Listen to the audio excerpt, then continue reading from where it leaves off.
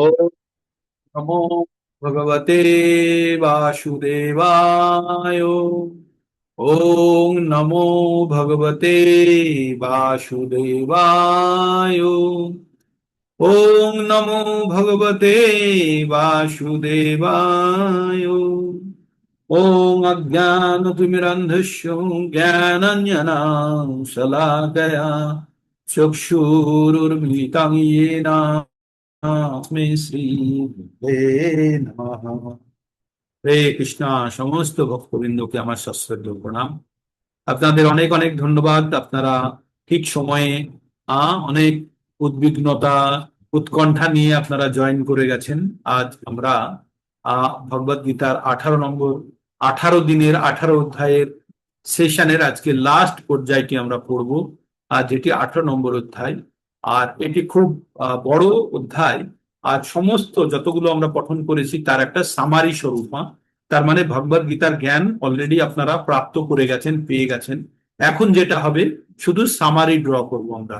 তো তার মধ্যে নতুন নতুন কিছু কথা শুনবেন, কিন্তু বেশিরভাগ জিনিসগুলোই আপনারা অলরেডি জেনে এসছেন, সেগুলোরই পুনরাবৃত্তি চলবে এই অধ্যায়ে। আমাদের অনেকগুলো আছে, আমাদের শ্লোক আছে, টোটাল 18টি শ্লোক আছে। তাহলে এই অধ্যায়ে আমরা কি কি পড়বো সেই জিনিসগুলো আমরা একটু বুঝে নিই। এর আগে আমরা 17 নম্বর অধ্যায়ে কি পড়েছি? আমরা 17 নম্বর অধ্যায়ে প্রকৃতির 3টে গুণের প্রভাব সম্বন্ধে আমরা পড়েছি না? প্রকৃতির 3টে গুণ কিভাবে আমাদের শ্রদ্ধাকে কিভাবে এফেক্ট করে। অর্জুন প্রথম শ্লোকটি, যেটা 17 নম্বর অধ্যায়ে জিজ্ঞেস করেছিল ভগবানকে, যে ভগবান, যারা শ্রদ্ধা সহকারে শাস্ত্রের বিধি না মেনে যারা ভগবানের পুজো করে, তাদের কি গতি হয় কৃষ্ণ? তারা সাত্ত্বিকী, রজস্বী বা তামসিক, কি ধরনের গুণে? তাই ভগবান বললেন যে শ্রদ্ধা বিভিন্ন প্রকারের হতে পারে, সেগুলি তাদের গুণের উপরে নির্ভর করে। মেনলি 3 প্রকারের হয়, 3টে গুণের দ্বারা প্রভাবিত হয়ে। তো প্রকৃতির 3টে গুণ কি? সত, রজ ও তম। এবার আমরা 17 নম্বর অধ্যায়ে আমরা কি দেখলাম? 5টি বিষয় কিভাবে এই 3টে গুণ দ্বারা চালিত হয়। 5টি বিষয় কি ছিল? শ্রদ্ধা, আহার, যজ্ঞ, দান এবং তপস্যা। এই 5টি বিষয় 3টি গুণের দ্বারা কিভাবে কিভাবে মানে প্রভাবিত হয়, পুরো বিষয়টি বর্ণনা করা হয়েছে। ঠিক তেমনি শেষে আমরা ওং তৎসৎ দিয়ে আমরা পড়েছি। 3টে গুণের বাইরেও যদি নিজেদেরকে স্থাপন করতে পারি, বা গুণের যে এফেক্টটাকে যদি নষ্ট করতে হয়, তাহলে আমরা ওং তৎসৎ, যে কোনো শুভ কর্মের সঙ্গে আমরা ওং তৎসৎ কথাটি আমরা ব্যবহার করি। তো এইভাবেই আমরা 17 নম্বর অধ্যায়টা মোটামুটি বুঝেছিলাম। এবার আমরা 18 নম্বর অধ্যায়, ম্যারাথন অধ্যায়ে আমরা কি পড়ব? আপনারা একটু ধৈর্য সহকারে শ্রবণ করুন না, একটু ধৈর্য সহকারে। জানি এই অধ্যায়টি একটু কষ্টকর হবে। আপনারা এই 18 দিন, আজকে 19তম দিন আপনারা কষ্ট করেছেন, আমার সঙ্গে কষ্ট করছেন। আজকের দিনটা একটু বাচ্চা ছেলের মতো বলছি যে একটু ধৈর্য রাখুন। আর সুন্দর খুব মানে টোটাল আপনারা যে কষ্ট করলেন 18 দিন, এই 18 দিনের সামারিটা আপনাদের হাতে তুলে দেবো আমি, একদম সুন্দরভাবে। আপনারা একটু সঙ্গে থাকুন আমার সঙ্গে, আর শ্রবণ করুন। ঠিক, একটু ধৈর্য রেখে শ্রবণ করুন। তো আমরা 17 নম্বর অধ্যায়ে 5টি বিষয় সম্বন্ধে জানলাম, তাই না? যেগুলো আমাদের শত রজ তমগুণ দ্বারা এফেক্টেড, তাই তো?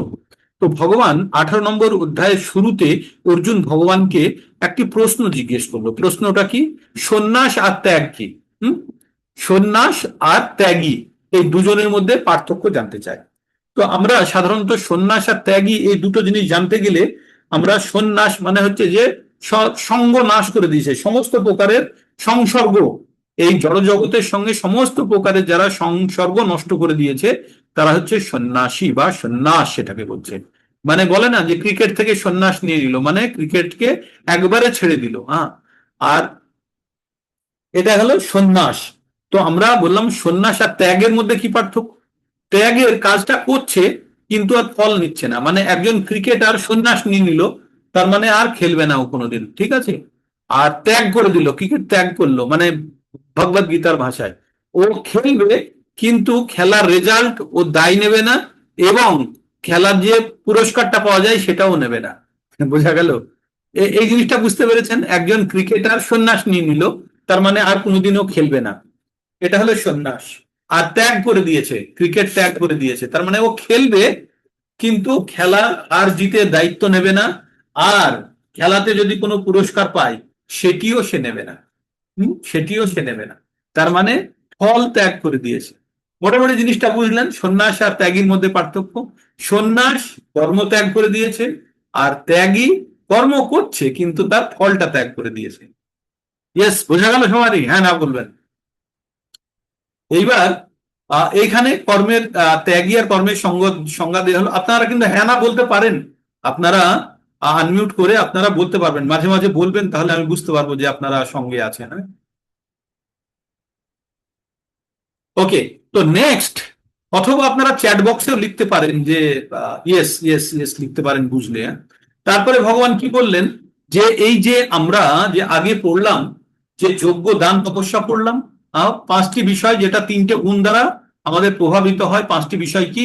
আহার, শ্রদ্ধা, যজ্ঞ, দান এবং তপস্যা। এই যজ্ঞ দান তপস্যা, এই তিনটে জিনিস খুব গুরুত্বপূর্ণ। সন্ন্যাসীরা সবকিছু ত্যাগ করলেও এই যজ্ঞ দান তপস্যা ওরা কিন্তু কখনো ত্যাগ করা উচিত নয়। হুম, তাই বলছে যজ্ঞ দান তপস্যা কখনো ত্যাগ করা উচিত নয়। এগুলি কি করে? জ্ঞানীদেরকেও, মানে মনীষীদেরকেও এটি পবিত্র করে। কি করে? পবিত্র করে। আর এই কাজগুলি আসক্তি এবং ফল ছেড়ে করতে হবে, সেটাই আমার অভিমত। কে বললেন? ভগবান বললেন। তো তাহলে যজ্ঞ দান তপস্যা কিভাবে করতে হবে? তার আসক্তি বা ফলের আশা ত্যাগ করে। কারণ আমি যজ্ঞ করছি, যজ্ঞের ফলে আমি স্বর্গ লাভ করবো যদি করি, তাহলে কিন্তু সকাম কর্মের বন্ধনে ফেসে গেলাম। কিন্তু যজ্ঞ যে কর্তব্য হিসাবে করলে তখন কিন্তু কোনো কিছুতে ফাঁসলাম না। দান করলাম, তপস্যা করলাম, এগুলো কোনো কিছু পাওয়ার আশা ছাড়া। ঠিক? তো এইভাবে আমরা ত্যাগ, যে জিনিসটা, তিন ধরনের ত্যাগ হতে পারে। কি কি ত্যাগ হতে পারে? তামসিক ত্যাগ। কেমন ত্যাগ? যে আমি সকালবেলায় প্রতিদিন দৌড়তে যাই, আমার সুস্বাস্থ্য হবে, সবকিছু ঠিক থাকবে বলে, কিন্তু ও বললো কি রে তুই আজকাল আসিস না, বলছে আমি ত্যাগ করে দিয়েছি, দৌড়ানো ত্যাগ করে দিয়েছি। কেন? আলস্য, ঘুম থেকে উঠতে কষ্ট হয় তাই ত্যাগ করেছে। তাহলে সেটাকে আমরা কি বলবো? আমরা বলবো তামসিক ত্যাগ। হ্যাঁ, তামসিক ত্যাগ। আর রাজসিক ত্যাগ কি? রাজসিক ত্যাগ হচ্ছে, রাজসিক ত্যাগ হয়ে উঠেছে, তার দৌড়তে ভালো লাগে না, তার কষ্ট হয়, তার ছাড়ো না, তার কষ্ট হয়, আজ দৌড়তে না, একটু হাঁটলো, হেঁটে ফেরত চলে এসছে, ও আর দৌড়ানো আমার কাজ না, ভালো লাগে না। এটা হচ্ছে রাজসিক, মানে কষ্টের ভয়ে ত্যাগ, কষ্ট করতে চাইছে না, এটা হচ্ছে রাজসিক ত্যাগ। আর সাত্বিক ত্যাগ, দৌড়লো, দৌড়িয়ে আসলো, এসে ও আর ফিতে দিয়ে মাপলো না বুক কতখানি চওড়া হলো বা পা কতখানি মোটা হলো, সব কিছুই মাপলো না। ও বললো ঠিক আছে, আমার দরকার ছিল, দৌড়িয়েছি, আমি দৌড়ে নিয়েছি, ভালো মন্দ যা হলো হলো। এটি হচ্ছে সাত্বিক ত্যাগ। হুম, ঠিক আছে। তো ত্যাগ হলো কি? ত্যাগ মানে হচ্ছে কর্ম ত্যাগ নয়, ফল ত্যাগ। ঠিক?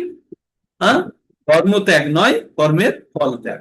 এবার আমরা যে কর্মগুলো করি, কর্মের কি কি কারণ থাকে? কর্মের পাঁচটি কারণ থাকে। হ্যাঁ, আমরা বলি না যে কর্মেন্ন বাধিকারাস্তে মা ফলেষু কদাচন মা কর্ম ফল হেতুর ভূর্মাতে সঙ্গস্ত কর্মাণি।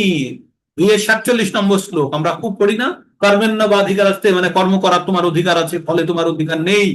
হ্যাঁ, আর কখনো নিজেকে ফলের কারণ ভেবো না, আর এমন না হয় যেন কর্ম করার ইচ্ছা যেন নষ্ট না হয়।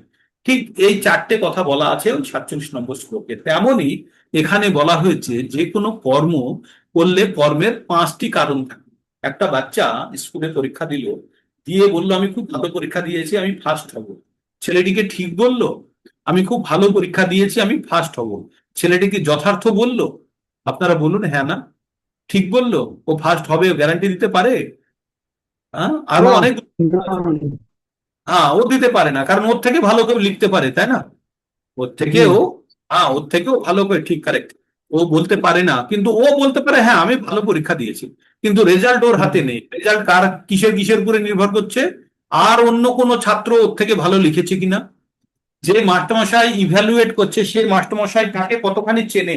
যদি চেনে আর যদি জানে যে ক্লাসে ঠিক মতো রেসপন্ড করে না, তাহলে সে পুরো নম্বর দেবে না মাস্টারমশাই। কিভাবে? নকল করে লিখেছে, অথবা অথবা এ তারা অত দেখে লিখেছে। যোগ্যতা নেই, হ্যাঁ, কারো দেখে লিখেছে বা নকল করেছে। ঠিক আছে, এরকম ভাবনা পোষণ করবে। তাই তাহলে ছেলেটি ঠিক লিখেছে, কিন্তু কিসের উপরে নির্ভর করছে? অন্য কোনো ছাত্র ওর থেকে ভালো লিখেছে কিনা। কি হয়, যখন মাস্টারমশাইরা খাতা দেখেন, খাতা খুব গুরুত্বপূর্ণ মাস্টারমশাইয়ের মুডের উপরে, তাই না? বাড়িতে ঝগড়া যদি করে ফেলে তারা কিছুক্ষণ আগে, তাহলে তার মুড অফ। সে ছেলে যতই ভালো লিখুক, তার মধ্যে ভালো তো খুঁজে পাওয়া খুব কঠিন, কারণ শিক্ষক মশাইয়ের মন বিচলিত হয়ে আছে, তাই না? তো বিভিন্ন কারণ থাকতে পারে। তার আগের খাতা যেটা দেখেছে সেটা খুব ভালো লিখেছে, তার পরের খাতাটা ভালো লেখা হলেও অত ভালো লাগবে না তার সামনে, তাই না? তার আগেরটা খুব খারাপ লিখেছে, তার আগেরটা খুব খারাপ লেখা পড়েছে, তার রেসপেক্টে এটা পেলে তখন ভালো লাগবে, তাই না? তো অনেকগুলো ফ্যাক্টর আছে যার উপরে নির্ভর করে। মাস্টারমশাই যখন খাতা দিচ্ছে হয়তো আগে খাতাই দেখেনি, সন্ধ্যেবেলায় খাতা দেখতে দেখতে ঘুম পেয়ে গেছে, হ্যাঁ দিয়ে দিয়ে কিছু একটা নম্বর। অনেকগুলো ফ্যাক্টর আছে, বাচ্চাটা শুধু ভালো লিখলেই হলো না, কিসের উপরে বেশি নম্বর পাবে সেটি নির্ভর করছে আরো অনেকগুলো ফ্যাক্টরের উপরে। সেই ফ্যাক্টর গুলো আমরা এখন জানবো। হ্যাঁ, কিসের উপরে নির্ভর করে, আমরা কোনো কার্য করলেও কার্যের ফল কিসের উপরে নির্ভর করে সেটি আমাদের জানার দরকার। কিসের কিসের উপরে? যে যেখানে কাজটি করা হচ্ছে তাকে বলা হয় অধিষ্ঠান, অর্থাৎ এই শরীর। হ্যাঁ, তারপরে কর্তা, কর্তা যে কাজটি করছে। তারপরে করণ, যেটা দিয়ে করা হচ্ছে, অর্থাৎ ইন্দ্রিয় সমূহ। তারপরে হচ্ছে চেষ্টা, তারপর হচ্ছে চেষ্টা কি ধরনের চেষ্টা করছে। এই চারটে জীবাত্মার কাছে আছে, কি আছে? এই কাজ। ওসব কথা বলা যায় কি? দাঁড়াও দাঁড়াও। কিছু বললেন কেউ? কেউ কিছু আসতে বলতে হবে না, কি বললেন আপনি আমাকে, কিছু বললেন কেউ? ওকে, তো মিউট করে দিলাম আপনাদেরকে, বলতে হলে আনমিউট করে বলতে পারবেন না। ওকে, তো এবার তাহলে যে কোনো কাজ করতে গেলে পাঁচটি বিষয়ের উপরে কাজের ফল নির্ভর করে। কিসের উপরে নির্ভর করে? পাঁচটি বিষয়। পাঁচটি বিষয় কি কি? কে কাজটি করছে? কর্তা। কোথায় কাজটি করছে? এই শরীর, আমাদের শরীরটাকেই বলা হচ্ছে কর্মক্ষেত্র। আমরা পড়েছি না ক্ষেত্র ক্ষেত্রজ্ঞ, তখন আমরা শরীরটাকে ক্ষেত্র পড়েছি। তাহলে পাঁচটি বিষয়ের মধ্যে হচ্ছে কর্তা, ক্ষেত্র, তারপরে হচ্ছে কি দিয়া কি দ্বারা করছে, উপকরণ কি? আমাদের ইন্দ্রিয় সমূহ, তাহলে 3 নম্বর হলো। তারপরে ইন্দ্রিয় সমূহ আছে, এই শরীরে আছে, কর্তা আছে, ইন্দ্রিয় সমূহ আছে, কাজ হচ্ছে না কারণ চেষ্টা নেই বলে, চেষ্টা। হ্যাঁ, চেষ্টা। তাহলে চারটে জিনিস হলো কর্তা, স্থান, কোথায় কাজটি হবে, কর্তা, স্থান এবং ইন্দ্রিয় সমূহ যার দ্বারা কাজটি করা হবে। আর চতুর্থ হলো চেষ্টা। এইটা হচ্ছে একজনের কাছে আছে যে এই চারটে জিনিস কন্ট্রোল করতে পারে। তারপরে যেটি আছে সেটি হচ্ছে দৈব, মানে এটা হচ্ছে ভগবানের ইফেক্ট, বা ভগবানের এরপরে কিভাবে ভগবান এটাকে দেখছে সেটা হচ্ছে দৈব। তাহলে পাঁচটি বিষয় কি হলো? কর্তা, অধিষ্ঠান অর্থাৎ শরীর বা ক্ষেত্র, উপকরণ বা যার দ্বারা করছে, আর চেষ্টা, চারটে হলো, আর শেষে হচ্ছে দৈব। এই পাঁচটি জিনিসের উপরে আমাদের কি নির্ভর করে? আমাদের ফল নির্ভর করে। তো তাহলে ওই ছেলেটি পরীক্ষা দিয়ে সে যদি বলেন ফার্স্ট হবো, তার আগে অনেকগুলো ফ্যাক্টর এখনো লুকিয়ে আছে। সে যেটা বলছে সেটা ঠিক নাও হতে পারে, সে ভুল করতেও পারে, তার থেকে কেউ ভালো লিখতেও পারে, মাস্টারমশাইয়ের মুড ঠিক আছে কিনা সেটা অত্যন্ত গুরুত্বপূর্ণ, তাই না?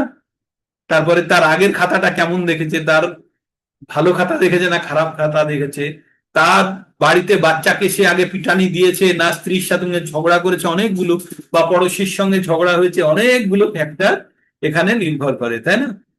তো তাই আমরা তেমনই আমাদের যে কোনো কাজ করলে তার ফল একটা দৈব বলে একটা ফ্যাক্টর আছে, তারপরেও নির্ভর করে।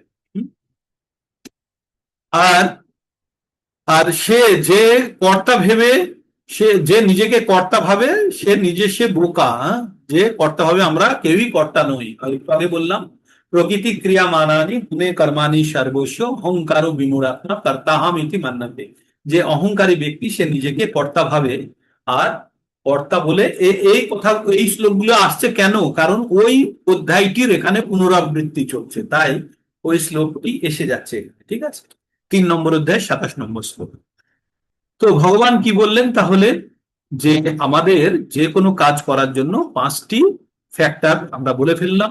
আর কেউ যদি নিজেকে কর্তা ভাবে যে আমি কর্তা, আমি করছি, তাহলে সে মিথ্যা অহংকারের মধ্যে আছে, সে মূর্খ। হ্যাঁ, সে মূর্খ।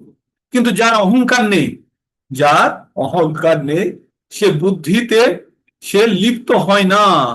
সে যদি তার শত্রুকে মেরেও ফেলে, হ্যাঁ, সে যদি তার শত্রুকে মেরেও ফেলে তাতে তার পাপ হয় না। যেমন কোন সৈনিক যদি যুদ্ধক্ষেত্রে তার অপোনেন্টের সৈনিককে যদি হত্যা করে, তাহলে তাকে পুরস্কার দেওয়া হয়, তাকে পুরস্কার দেওয়া হয় রাজ্য থেকে, না বিভিন্ন চক্র ফক্র দেওয়া হয়, সব পরমবীর চক্র, অমুক চক্র, তমুক।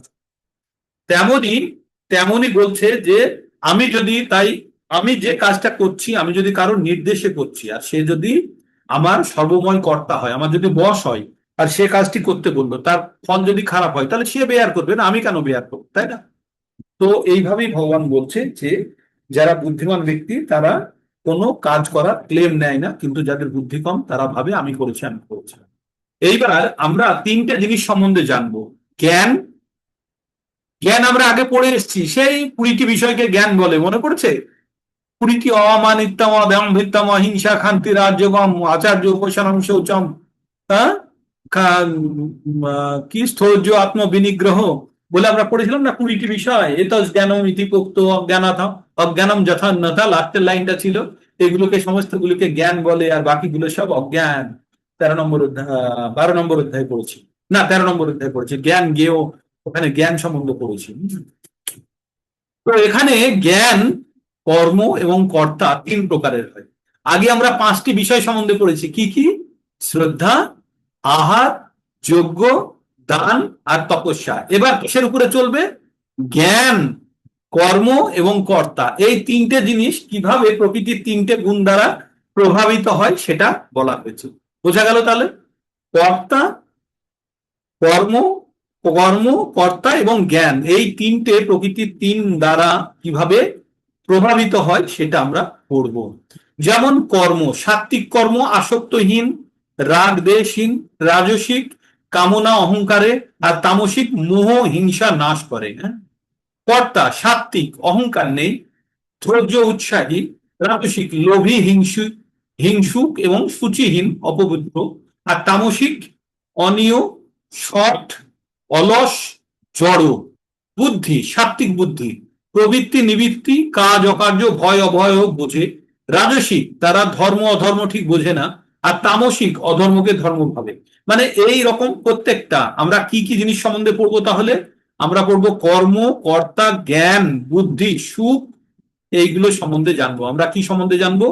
কর্ম, কর্তা, বুদ্ধি, সুখ, ধৈর্য, এইগুলো সম্বন্ধে বিশ্লেষণ করবো আমরা। আমরা কি কি সম্বন্ধে পড়বো এখন তাহলে? কর্তা, কর্ম, বুদ্ধি, ধৈর্য, সুখ, এইগুলি প্রত্যেকটা, মানে আগে পড়েছি 5টা, এখন 7টি বিষয়ের উপরে পড়াশোনা করব। আগে পড়েছি 5টি, কি কি? শ্রদ্ধা, আহার, যজ্ঞ, দান এবং তপস্যা, 17 নম্বরে পড়েছি। এখন পড়বো আমরা, কি পড়বো? কর্তা, কর্ম, জ্ঞান, ধৈর্য, সুখ, বুদ্ধি এবং আর একটা কি রয়ে গেল? সুখ, বুদ্ধি, আর একটা ধৃতি। হ্যাঁ, কর্তা, কর্ম, বুদ্ধি, ধৃতি, সুখ, আহ ঠিক আছে, পড়তে পড়তে চলে আসবে। তো মোটামুটি এই 7টি সম্বন্ধে পড়ব। তারপরে ভগবান, ওই যে পড়েছিলাম 4 নম্বর অধ্যায়ে, মনে আছে যে 13 নম্বর শ্লোকে চতুর্বর্ণ মায়া সিস্টেম গুণাকর্ম বিভাগ এসব। তো ভগবান বললেন প্রকৃতিতে যাদের যেমন বুদ্ধিমত্তা সেই অনুযায়ী 4টে ভাগে ভাগ করা হয়েছে। এবার 4টে ভাগে যখন ভাগ করা হলো, তখন কাদের কাদের ভাগ করা হলো? ব্রাহ্মণ, ক্ষত্রিয়, বৈশ্য, শূদ্র। কালকে আপনাদের বলছিলাম যে কতগুলো গুণ থাকে, যখন আমরা 16 নম্বর অধ্যায় পড়ছিলাম, 26টি আর 6টি গুণ নিয়ে বলছিলাম। সেখানে 26টি গুণের মধ্যে 12টি গুণ, 18টি আর 8টিতে ভাগ করেছি। তাই 18টির মধ্যে 12টি গুণ হচ্ছে ব্রাহ্মণের থাকা উচিত। আবার এখানে ব্রাহ্মণ, ক্ষত্রিয়, বৈশ্য, শূদ্রদের কাজ কি তাই বলছেন।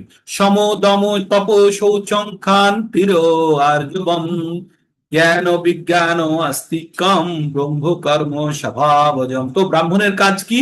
ব্রাহ্মণ হচ্ছে সম, মানে মনকে দমন করবে, দম মানে শরীরে ইন্দ্রিয় সমূহ দমন করবে, তপ তপস্যা করবে, শৌচ পবিত্র থাকবে, ক্ষান্তির মানে সরলতা, সরলতা থাকবে, আর ধৈর্য থাকবে, আর কি থাকবে? জ্ঞান, জ্ঞান থাকবে, বিজ্ঞান ব্যবহারিক জ্ঞানও থাকবে, আর আস্তিক কম, আর তারা ভগবানের বিশ্বাসী হবে। এইগুলো হচ্ছে ব্রাহ্মণের গুণ। ক্ষত্রিয় গুণ কি? শৌর্য, শৌর্য, তেজ, ধীতির, দক্ষ, হ্যাঁ, স্থৈর্য, শৌর্য, তেজ, ধীতির, দক্ষ, আর যুদ্ধে চ পলায়নম ঈশ্বর ভাব দানস্থ ক্ষাত্র কর্ম স্বভাবজম, এরকমই আছে, আমরা পড়বো শ্লোকগুলো। যে তাদের কি শৌর্য, মানে হিরো হিরো হিরো ভাব, হ্যাঁ, তেজ, ধৃতি, আর দক্ষতা, আর যুদ্ধে তারা পলায়ন করবে না, আর ঈশ্বর ভাব তাকে দান করে। এগুলো হচ্ছে ক্ষত্রিয় কাজ। আর বৈশ্যর কাজ কি? কৃষি গোরক্ষ বাণিজ্যম, হ্যাঁ, তো কৃষি আর গোরক্ষা আর বাণিজ্য, এগুলো কার হচ্ছে? বৈশ্য কাজ। আর শূদ্রের কাজ কি হচ্ছে? পরিচর্যাত্মকম কর্ম, মানে এই তিনজনকে হেল্প করার কাজ। তো এইভাবে আমরা আমরা আমাদের গুণগুলো বিভাগীকরণ করা আছে। তারপরে ভগবান কি বললেন? শ্রেয়ান স্বধর্ম বিগুণাঃ পরো ধর্মা সদনুষ্ঠিতাৎ স্বধর্মে নিধনাং শ্রেয় পর ধর্ম ভয়াবহ। পড়লাম না আমরা 3 নম্বর অধ্যায় 37 নম্বর শ্লোকে সম্ভবত পড়েছি। সেখানে বলছে শ্রেয়ান স্বধর্ম, আমার যা নিজস্ব যা গুণ আছে সেই অনুযায়ী আমার যা ধর্ম সেটাই আমার পালন করা উচিত। তাতে যদি ছোটখাটো ভুল থাকে অ্যাকসেপ্টেড, কিন্তু পরের কিছু জিনিসকে অনুকরণ করে সেটা অত্যন্ত ভয়স্কর। তাই নিজের ধর্মে থেকে যদি বিনষ্ট হয়ে যায়, নাশ হয়ে যায়, সেটা সেটা অত্যন্ত ভালো পরের ধর্মকে কপি করার থেকে। ঠিক, তো এইভাবে আমরা বলা হলো। তারপরে ভগবান বলবেন নৈষ্কর্ম সিদ্ধি এবং ভক্তি। হ্যাঁ, তো এখানে বললো যে ব্রহ্মভূত, মানে যারা আসক্তিহীন, সংযত যুক্ত, সংযত চিত্ত আর তৃষ্ণা শূন্য হয়ে সন্ন্যাসে নৈষ্কর্মী সিদ্ধি পায়। এবার ব্রহ্মভূত অবস্থা সম্বন্ধে বলছে যে ব্রহ্মভূত কাকে বলছে? ওই যে ধীর পড়েছিলাম 54 থেকে 72 নম্বর শ্লোক 2 নম্বর অধ্যায়ের ধীর, ব্রহ্মভূত অবস্থা। ব্রহ্মভূত বলছে ব্রহ্মভূত প্রসন্নাত্মা না শোচতি না কাঙ্ক্ষতি সমো সর্বেষু ভূতেষু মদ ভক্তি লভতে পরাম। যারা 3টে গুণের অতীত হয়ে ব্রহ্মভূত অবস্থায় চলে গেছে, তারা কোনো জিনিসের জন্য আকাঙ্ক্ষাও করে না, কোনো জিনিসের জন্য শোকও করে না। ব্রহ্মভূত প্রসন্নাত্মা, সব সময় আনন্দময়, খুশিতে থাকে। প্রসন্ন না শোচতি না কাঙ্ক্ষতি, না কোনো কিছুর জন্য দুঃখ প্রকাশ করে বা আর কোনো কিছু আকাঙ্ক্ষাও করে না। হ্যাঁ, সম সর্বেষু ভূতেষু, প্রত্যেকটা জীবের প্রতি সম ব্যবহার করে। হ্যাঁ, সম সর্বেষু ভূতেষু মত ভক্তি লাভ, আর সেইভাবে সে আমার পরম গতি লাভ করতে পারে, পরম ধাম লাভ করতে পারে। ঠিক, তারপরে ভগবান 61 থেকে 78 পর্যন্ত ওই কথাগুলি বলল যেগুলো আপনারা 72, আমাদের 32 CBG 32-এ পড়ে ফেলেছে না। সেখানে ভগবান কি বললেন? যে ভগবান পুরো ভাগবত গীতাকে কম্প্রেস করে ওখানে বলছে। ভগবান বললেন যে এই গাছ থেকে ও গাছে, ডালে থেকে ওখানে ছুটে ছুটে বেড়ানোর সময় তুমি একটা শান্তির জায়গা খুঁজে নাও। ভগবান কি বললো? ঈশ্বর সর্বভূতানাম, তখন পড়বো ডিটেলসে। হ্যাঁ, এখন আমরা সংক্ষেপে বলছি, তো কটা 6টা বেজে গেছে, তো সংক্ষেপে বলছি।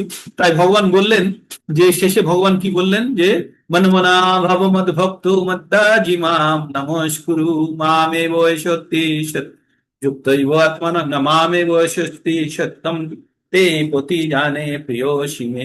ওই 934-এর মতোই এখানে 1865 আছে, শুধু শেষের লাইনের 3টে শব্দ আলাদা। ওখানে ছিল মামে বয়সী যুক্তৈব আত্মনা মৎপরায়ণ, আর এখানে আছে মামেব শোষী সত্যম তে পতি জানে প্রিয় সীমে।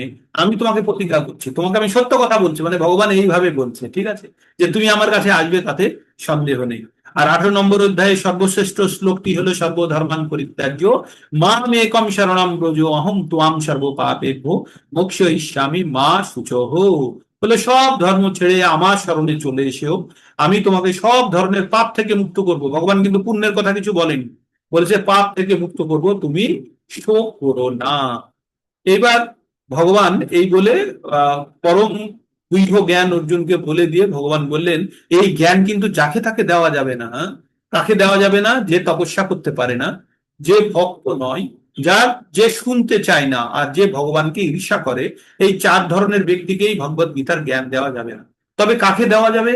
ভগবানের ভক্তকে। যদি এই জ্ঞান কেউ দেয় তাহলে ভগবান অত্যন্ত সন্তুষ্ট হয়। একজন, আপনারা প্রথমে জিজ্ঞেস করছিলেন না বা ভাবছিলেন না যে আমার কি লাভ? এই কিছুক্ষণের মধ্যেই বলবো আমার কি লাভ। হ্যাঁ, আপনাদেরকে এগুলো দিয়ে তখন আপনারাও এই কর্মকাণ্ডে ঝাঁপিয়ে পড়বেন। লাভ কি? শ্লোকটি ভগবান বলছেন জয়ীরাম পরমম গুহ্যম মদ ভক্তেষু অভিদাস্যতি ভক্তিময়ী পরম কীর্তা মামেব এষসি অসংশয়। ভগবান বললেন আমার এই পরম জ্ঞান যে আমার ভক্তদের মধ্যে বিতরণ করে, তার থেকে প্রিয় আমার কাছে আর কেউ নেই। সে যে আমার কাছে আসবে তাতে কোনো সন্দেহ নেই। বুঝতে পেরেছেন কেন আমি আপনাদেরকে পড়ানোর জন্য উৎসাহিত করছি, বারে বারে বলছি যে ভগবানের এই পরম জ্ঞান কেউ যদি ভগবদ গীতা সম্পূর্ণরূপে পড়ে এই জ্ঞান যদি অন্যদের কাছে বিতরণ করে তাহলে ভগবান অত্যন্ত সন্তুষ্ট হয়, সে ব্যক্তি ভগবানের কাছে অত্যন্ত প্রিয় হয়। তাই আপনাদের সকলকে কি হতে হবে? ভগবানের কাছে অত্যন্ত কি হতে হবে? কি হতে হবে? অত্যন্ত প্রিয় হতে হবে। হ্যাঁ, তাহলে আপনাদেরকে কি করতে হবে? এই পরম জ্ঞান ভগবানের ভক্তদের কাছে বিতরণ করতে হবে। তারপরে ভগবান কি বললেন? নাচো তস্মাদ মনুষ্যেষু পশ্চিম মে প্রিয় কীর্তম ভবিতা নাচ তস্মাদন্য প্রিয়তরো ভুবি। ভগবান বললেন নাচো তস্মাদ মানুষ, মানুষের মধ্যে এর থেকে প্রিয় ব্যক্তি আর কেউ নেই। কার থেকে? যে ভগবানের পরম জ্ঞান অন্যের মধ্যে বিতরণ করে, তার থেকে প্রিয় ব্যক্তি ভগবানের কাছে কেউ নেই। এটা শেষের দিকে বলছে, তার মানে আগে যতগুলো ঘটনা বলেছে সবগুলোকে সাম এক্সটেন্ট সুপারসিড করছে। ঠিক আছে, তো ভগবান কি বললেন? যে এর থেকে প্রিয় ব্যক্তি আর পৃথিবীতে কেউ নেই, না ছিল না ভবিষ্যতে হবে। সে আমার কাছে সব থেকে প্রিয়। কে? যে এই পরম জ্ঞান আমার ভক্তদের মধ্যে বিদ্যমান। তারপরে ভগবান বললেন যারা এটা পারে না, যারা পড়ে তারাও মুক্ত হয়ে যাবে, যারা পড়তেও পারে না তারা শ্রবণ করলেও মুক্ত হয়ে যাবে। তাই অর্জুন, তুমি এই কথাগুলি কি ঠিক মতো শুনেছো? তোমার কি মোহ নষ্ট হয়েছে? তুমি একাগ্র ভাবে শুনেছো? তখন অর্জুন বলল, নষ্ট মোহ স্মৃতির্লব্ধা তৎপশ্চাদাৎ ময়াচ্যুত স্থিতোস্মি গত সন্দেহ করিষ্যে বচনং তব। অর্জুন বলল যে আমার মোহ দূর হয়েছে, আমি স্থিত আছি, আমার মোহ দূর হয়েছে, আমি আমার স্মৃতি ফিরে পেয়েছি, আমি স্থির আছি নিজের জায়গায়। আর আমি এখন আপনি যা বলবেন আমি তাই শুনবো। বললো না আমি যুদ্ধ করতে যাব, কি বললো? আপনি যা বলবেন আমি তাই শুনবো। এই বলে অর্জুন কি করলো? ভগবানের আদেশ পালন করতে গেল। আর সঞ্জয় শেষে কি বলছে? যত্র যোগেশ্বরা কৃষ্ণা যত্র পার্থ ধনুর্ধরা তত্র শ্রী বিজা ভূতি ধ্রুবান নীতি মতির মম। ভগবান বললেন, অর্জুন সঞ্জয় বললেন ধৃতরাষ্ট্রকে, যেখানে ভগবান যোগেশ্বর কৃষ্ণ আর যেখানে অর্জুনের মতো ধনুর্বীর, সেখানে জয় নিশ্চিত, সেখানে প্রচুর পরিমাণে ধন থাকবে, শ্রী, তারপরে বিজয়, আর ভক্তি মানে অলৌকিক শক্তি থাকবে। আর কি থাকবে? ধ্রুব নীতি, সেখানে নীতি থাকবে। এটা আমার মত।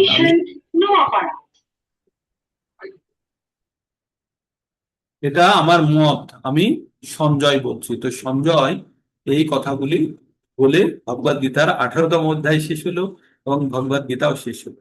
এই ছিল 18 অধ্যায়ের সামারি। আশা করি আপনারা এই লাস্ট আধা ঘন্টা আপনাদেরকে এই সামারিটা বললাম, যাতে আপনাদের যখন শ্লোকগুলো পড়বো তখন যেন আপনাদের খিটখিট না লাগে। গল্পের আকারেই বললাম, মোটামুটি বোঝা গেল কি পড়বো 18 নম্বর অধ্যায়ে। তাহলে আমরা আমরা 7টি বিষয়ে পড়বো।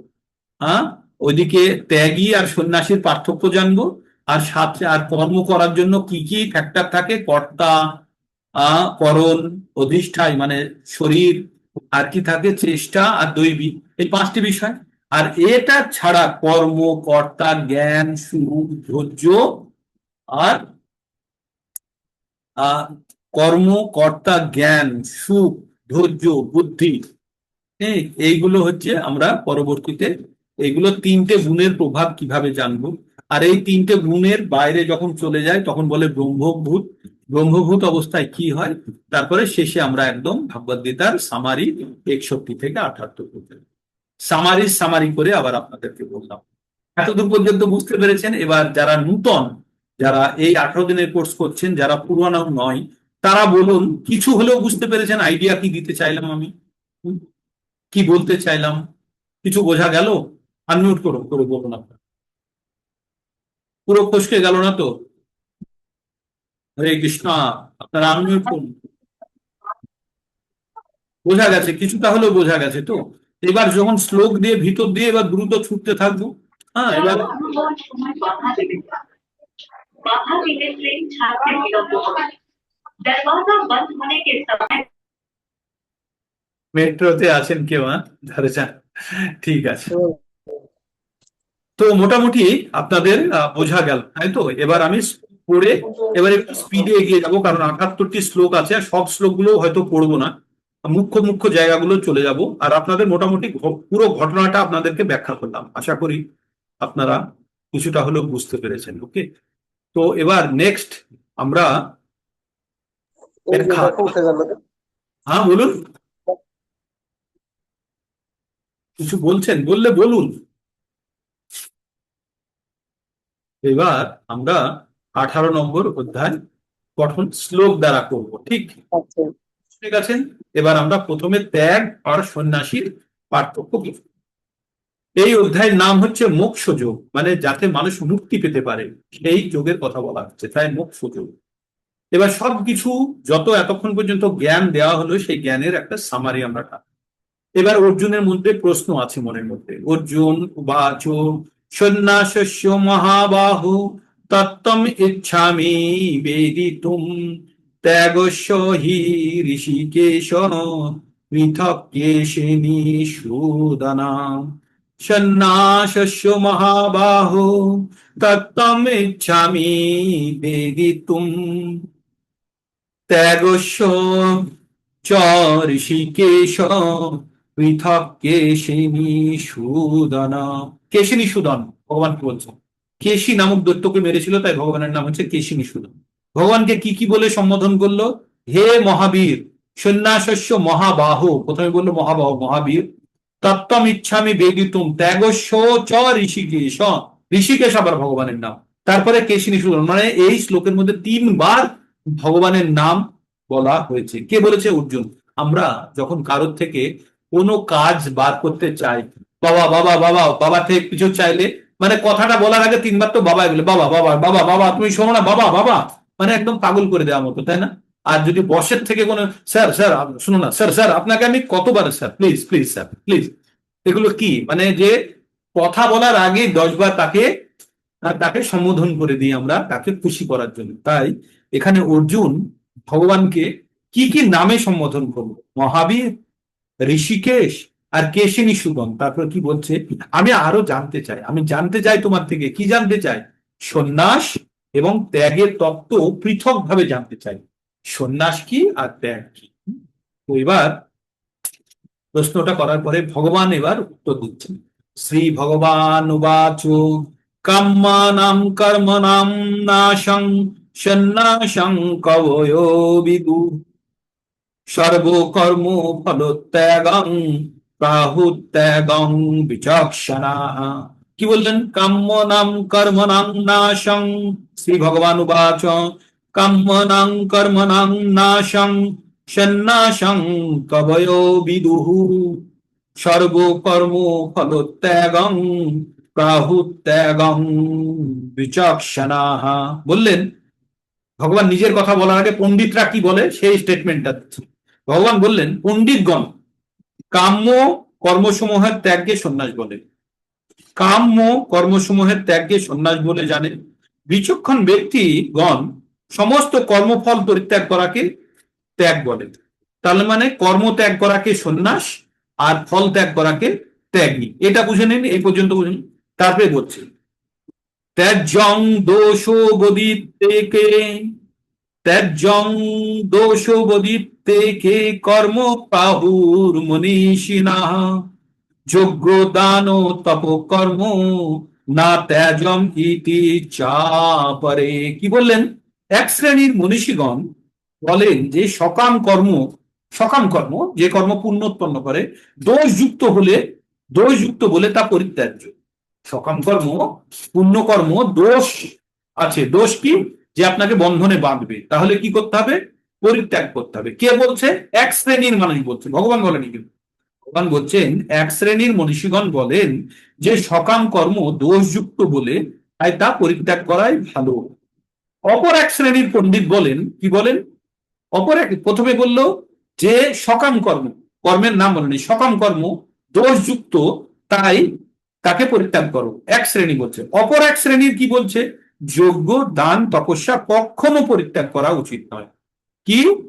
এক শ্রেণী বলল যে সকাম কর্ম ত্যাগ করো, আর এক শ্রেণীর পণ্ডিতগণ বললেন যজ্ঞ দান তপস্যা এই প্রভৃতি কর্মকে অপরিত্যাজ্য বলে সিদ্ধান্ত করেছেন, মানে সেগুলো ত্যাগ করা যাবে না। তাই ভগবান এবার নিজের স্টেটমেন্ট দিচ্ছেন। প্রথমে কি বললো? বিদ্বান ব্যক্তিরা বলল কি, যে কর্ম ত্যাগ করাকে সন্ন্যাস বলে, ফল ত্যাগ করাকে ত্যাগ বলে। তারপরে ভগবান বললেন দুই ধরনের মনীষীগণ, এক শ্রেণী মনীষীগণ বলে যে কর্ম ত্যাগ করে দাও, কর্ম ত্যাগ করে দাও, সকাম কর্মের বন্ধনে বেঁধে ফেলবে, ত্যাগ করে দাও। আর আরেক শ্রেণীর মনীষীগণ বলছে যে কর্মে সামান্য ত্রুটি থাকলেও যোগ্য দান তপস্যা কখনো ত্যাগ করা উচিত নয়। এটি ভগবান অন্যদের স্টেটমেন্ট দিলেন, এবার ভগবান নিজের স্টেটমেন্ট দিচ্ছে। নিশ্চয়ং শৃণু মে তত্র ত্যাগে ভারত সত্যম। কি বললো? নিশ্চয়ং শৃণু মে তত্র ত্যাগে ভরত সত্যম। ত্যাগ হি পুরুষ ব্যাঘ্র ত্রিবিধ সং প্রকীর্তিত। ভগবান কি বললেন? হে ভারত শ্রেষ্ঠ। ভগবানকে আগে বাবা বাবা বাবা বাবা করেছে না, স্যার স্যার স্যার স্যার করেছে। ভগবান ভগবান ঋষিকেশ, কেশিনীসূদন, হে ভগবান মহাবাহু সব বলে বারবার সম্বোধন করেছেন। এবার ভগবান বলছে হে ভারত শ্রেষ্ঠ, উল্টো বলছে ত্যাগ সম্বন্ধে আমার নিশ্চিত সিদ্ধান্ত গ্রহণ করো। আগে আগে যারা বলেছে তারা কিছু কনফিউশন বলেছে, কেউ বলেছে ত্যাগ করো, কেউ বলেছে ত্যাগ করো না। ভগবান বলছে নিশ্চিত সিদ্ধান্ত তুমি শোনো। হে পুরুষ ব্যাঘ্র, প্রথমে কি বললো? ভারত শ্রেষ্ঠ, তারপরে আবার বলছে পুরুষ ব্যাঘ্র, মানে পুরুষদের মধ্যে শ্রেষ্ঠ, তাই পুরুষ ব্যাঘ্র। তো ও যেমন বাবা বাবা বাবা করেছে, এবার বাবা তখন বলছে ছেলেকে বলছে শোনা শোনা শোনা শোনা শোনা। তেমনি ভগবান বলছে হে ভারত শ্রেষ্ঠ, ত্যাগ সম্বন্ধে আমার নিশ্চিত সিদ্ধান্ত শ্রবণ করো। হে পুরুষ ব্যাঘ্র, শাস্ত্রে ত্যাগ তিন প্রকার বলে কথিত আছে বা কীর্তিত আছে। ত্যাগ তিন ধরনের হয়। কি কি কি কি ধরনের? শতগুণের ত্যাগ, রজগুণের ত্যাগ আর তমগুণের ত্যাগ। বাস এটাই ভগবান বলতে চেয়েছে। ত্যাগ তিন গুণে দিয়ে, ত্যাগ দিয়ে শুরু হলো, এবার ত্যাগ দিয়ে শুরু হবে কর্ম হবে, কর্তা হবে, জ্ঞান হবে, বুদ্ধি হবে, ধৈর্য হবে, সুখ হবে। ঠিক, আমরা ধীরে ধীরে এগোবো। তো ভগবান এবার কি বলছে? যজ্ঞ দান ও তপস্কর্ম না ত্যাজ্যং কার্য মেব তৎ। যজ্ঞ দানং তপশ্চৈব পাবনানি মনীষিণাম। কি বললেন? যজ্ঞ দান ও তপঃকর্ম না ত্যাজ্যং কার্যমেব তৎ। যজ্ঞ দানং তপশ্চৈব পাবনানি মনীষিণাম। পাবনানি মানে পবিত্র করে। বলছে যজ্ঞ দান তপস্যা আদি কর্ম পরিত্যাগ করা উচিত নয়, কারণ তা করা কর্তব্য, তাই করা উচিত। কারণ এই যজ্ঞ দান তপস্যা মনীষীদের পর্যন্ত পরিশুদ্ধ করে, তাই এগুলোকে ত্যাগ করা উচিত নয়। কি কি? যজ্ঞ দান তপস্যা, কিন্তু এগুলোকে যেন ফলের আশা না করে যেন করে, তাই বলে এতান্নপি তু কর্মাণি সঙ্গম ত্যক্তা ফলানি চ কর্তব্যানীতি মে পার্থ নিশ্চিত নিশ্চিতং মমোত্তমম মম মমম উত্তমম। বললেন হে পার্থ, আসক্তি এবং ফলের আশা পরিত্যাগ করে, কিসের আসক্তি এবং ফলের আশা পরিত্যাগ করে এই সমস্ত কর্ম কর্তব্য বোধে করা উচিত। কিভাবে কর্তব্য ভেবে করা উচিত, এটি নিশ্চিতভাবে আমার উত্তম অভিমত। এবার বলছে নিয়তস্য তু সন্ন্যাস কর্ম ন পদ্ধতে মোহাত্তস্য পরিত্যাগ তামস পরিকীর্তিত। বললে নিত্য কর্ম কখনোই ত্যাগ করা উচিত নয়। মোহবশত সেই ত্যাগকে তামসিক ত্যাগ বলা হয়। তাই কি বললো? নিত্য কর্ম আমাদের কখনোই ত্যাগ। নিত্যকর্ম কি? ভগবানের উদ্দেশ্যে কৃতকর্মকে নিত্যকর্ম বলে। তাই মোহবশত সেই ত্যাগ, সেই কর্ম ত্যাগকে আমাদের তামসিক ত্যাগ বলে। জড় সুখের উদ্দেশ্যে যে সমস্ত কর্ম করা হয় অবশ্যই পরিত্যাজ্য, কিন্তু যে সমস্ত কার্য মানুষকে পারমার্থিক ক্রিয়াকলাপে উন্নত করে, যেমন ভগবানের জন্য রান্না করা, ভগবানকে ভোগ নিবেদন করা, ভগবান প্রসাদ গ্রহণ করা, সেগুলি অনুমোদন করা হয়েছে। শাস্ত্রে বলা হয়েছে সন্ন্যাসীরা নিজের জন্য রান্না করা উচিত নয়, কিন্তু রান্না করা নিষিদ্ধ নয়। তিনি পরমেশ্বর ভগবানের জন্য রান্না করতে বাধা নয়। তেমনি শিষ্যকে কৃষ্ণ ভাবনায় উন্নতি লাভের পথে এগিয়ে যেতে হলে সাহায্য করার জন্য সন্ন্যাসী বিবাহ যোগ্য অনুষ্ঠান করতে পারেন, তবে এই কর্মগুলিকেও পরিত্যাগ করে তাহলে তমগুণে কর্ম করছে বুঝতে হবে। তার মানে কি বুঝলাম আমরা? নিত্য কর্ম যেগুলো পারমার্থিক উন্নতির জন্য যে কর্মগুলো, সেগুলো হচ্ছে নিত্য কর্ম। আর নৈমিত্তিক কর্ম মানে জীবন ধারণের জন্য, টাকা পয়সা ইনকাম করতে হবে, বাঁচতে হবে, খেতে হবে, আনন্দ করতে হবে, এগুলো হচ্ছে নৈমিত্তিক। আর নিত্যকর্ম হচ্ছে আমরা যে আমাদের প্রকৃত পরিচয় কি, আমরা ভগবানের নিত্য দাস, আর দাসের কাজ হচ্ছে প্রভুর সেবা করা। ঠিক, আর এই সেবা করাটাই হচ্ছে আমাদের কাজ, তো সেইটাই হচ্ছে আমাদের নিত্যকর্ম। তাই বলছে নিত্যকর্ম কখনোই ত্যাগ ত্যাগ করা উচিত নয়। মোহবশত কৃত সেই ত্যাগকে তামসিক। কেউ যদি ত্যাগ করে দেয় নিত্যকর্ম, ভগবানের পুজো করে কি হবে, ছাড়, ছেড়ে দিলাম, ভগবানকে ত্যাগ করে দিলাম, এগুলো সব তামসিক ত্যাগ। তারপর বলছে দুঃখ মিত্যেব্য যৎকর্ম কায় ক্লেশ ভয়াত্যাজের স্বকীর্তা রাজসং ত্যাগং নৈব ত্যাগ ফলং লভেত। বলছে যে শারীরিক কষ্টের ভয়ে যে কর্ম করা ত্যাগ করে যায়, যে সকালে ছেলেটা দৌড়তে গেল না, কষ্ট হবে, পায়ে ব্যথা হবে বলে, সেগুলো কি হচ্ছে, সেগুলোকে বলছে সেই সব কর্মের ফল পাওয়া যায় না। তারা তা দুঃখজনক বলে মনে করো, যে দৈহিক ক্লেশের জন্য ভয়ে ত্যাগ করে, এরকম রাজসিক ত্যাগ বলে, এগুলো ত্যাগগুলোকে কি বলা হয়, রাজসিক ত্যাগ। আর এই ত্যাগের ফল লাভ করতে পারে না। কিন্তু সাত্বিক ত্যাগ কাকে বলছে, কার্য মিথ্যে যৎ কর্ম নিয়তং ক্রিয়তে অর্জুন সঙ্গম ত্বক্তা ফলং চৈব সত্যাগ সাত্বিক মত।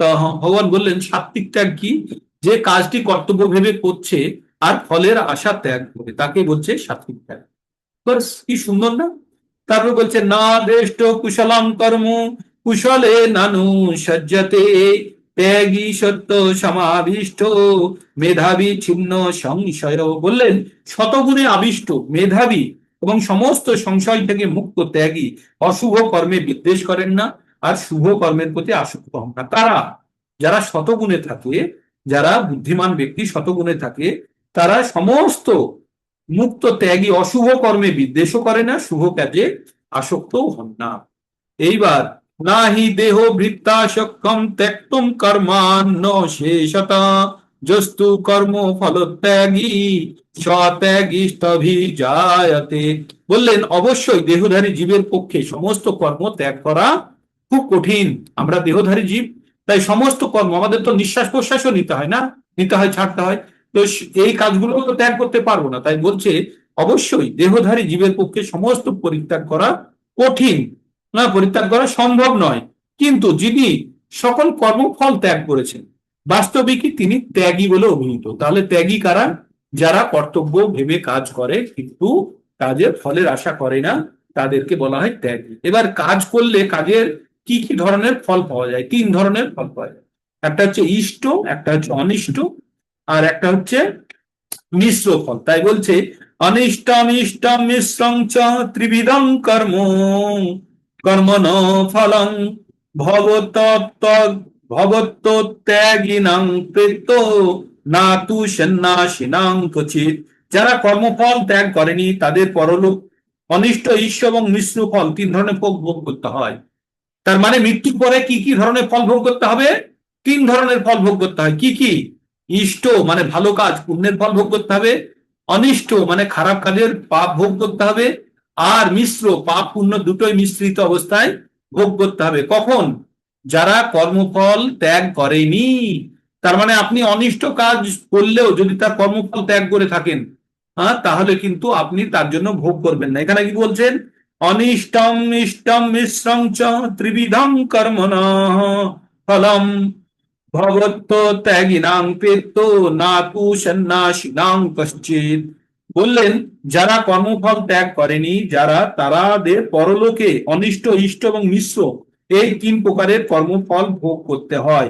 কিন্তু সন্ন্যাসীদের কখনোই এই ধরনের ফল ভোগ করতে হয় না। কারণ কি, সন্ন্যাসীরা কি করেছে, হয় কর্ম ত্যাগ করেছে, তাহলে কর্মের ফল ত্যাগ করে দিয়েছে। ঠিক আছে, প্রপঞ্চতানি মহাবাহো কারণানি নিবোধ মে সাংখ্যে গীতান্তে পোক্তানি সিদ্ধয়ে সর্বকর্মণাম।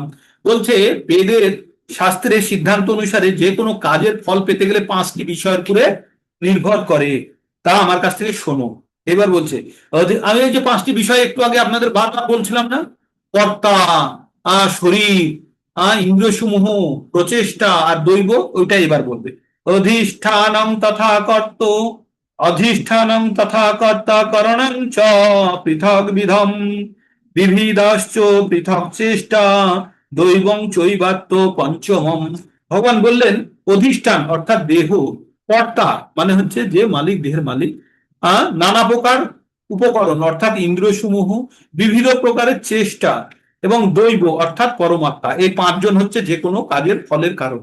ওই যে বাচ্চাটি পরীক্ষার খাতায় লিখেছে তার বিভিন্ন কারণ যেমন বললাম, তেমনি এখানে হচ্ছে যে কোনো কাজের ফল পেতে গেলে এখানে কি শরীর, যে কাজটা যেখানে হচ্ছে, দুই কোন ইন্দ্রিয় দ্বারা হচ্ছে, কতখানি প্রচেষ্টা আছে, আর আর কি আছে, আহ আহ, চেষ্টা, ইন্দ্রিয় সমূহ, আর কে করছে আর কার দেহে করছে, আর সর্বোপরি পরমাত্মার অনুমোদন। এই পাঁচটি বিষয়ের উপরে নির্ভর করছে যে কাজের কি ফল হবে। হ্যাঁ, তারপরে আমরা একটু এবার জাম্প করব, এবার একটু জাম্প করব এবং আহ একটু জাম্প করে এবার আমরা তিনটে জিনিস সম্বন্ধে বলবো। এবারে বলবো প্রকৃতির তিনটে গুণ অনুসারে জ্ঞানং কর্ম চ কর্তা চ, জ্ঞানং কর্ম চ কর্তা চ ত্রিবিধ গুণ ভেদত উচ্যতে গুণ সংখ্যানে যথাবচ্ছুন যথা অবচ্ছনু যথাবচ্ছ তচ্ছনু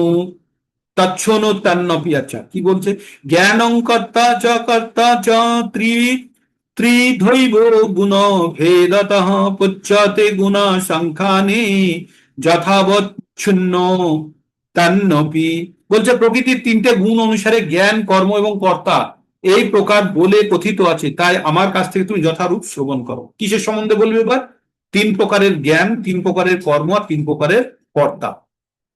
তিন প্রকারের জ্ঞান কি? শতগুণে জ্ঞান, জ্ঞান রজগুণী জ্ঞান আর তমগুণী জ্ঞান, শতগুণে কর্ম, রজগুণে কর্ম, তমগুণে কর্ম, আর শতগুণে কর্মী, রজগুণের কর্মী আর তমগুণের।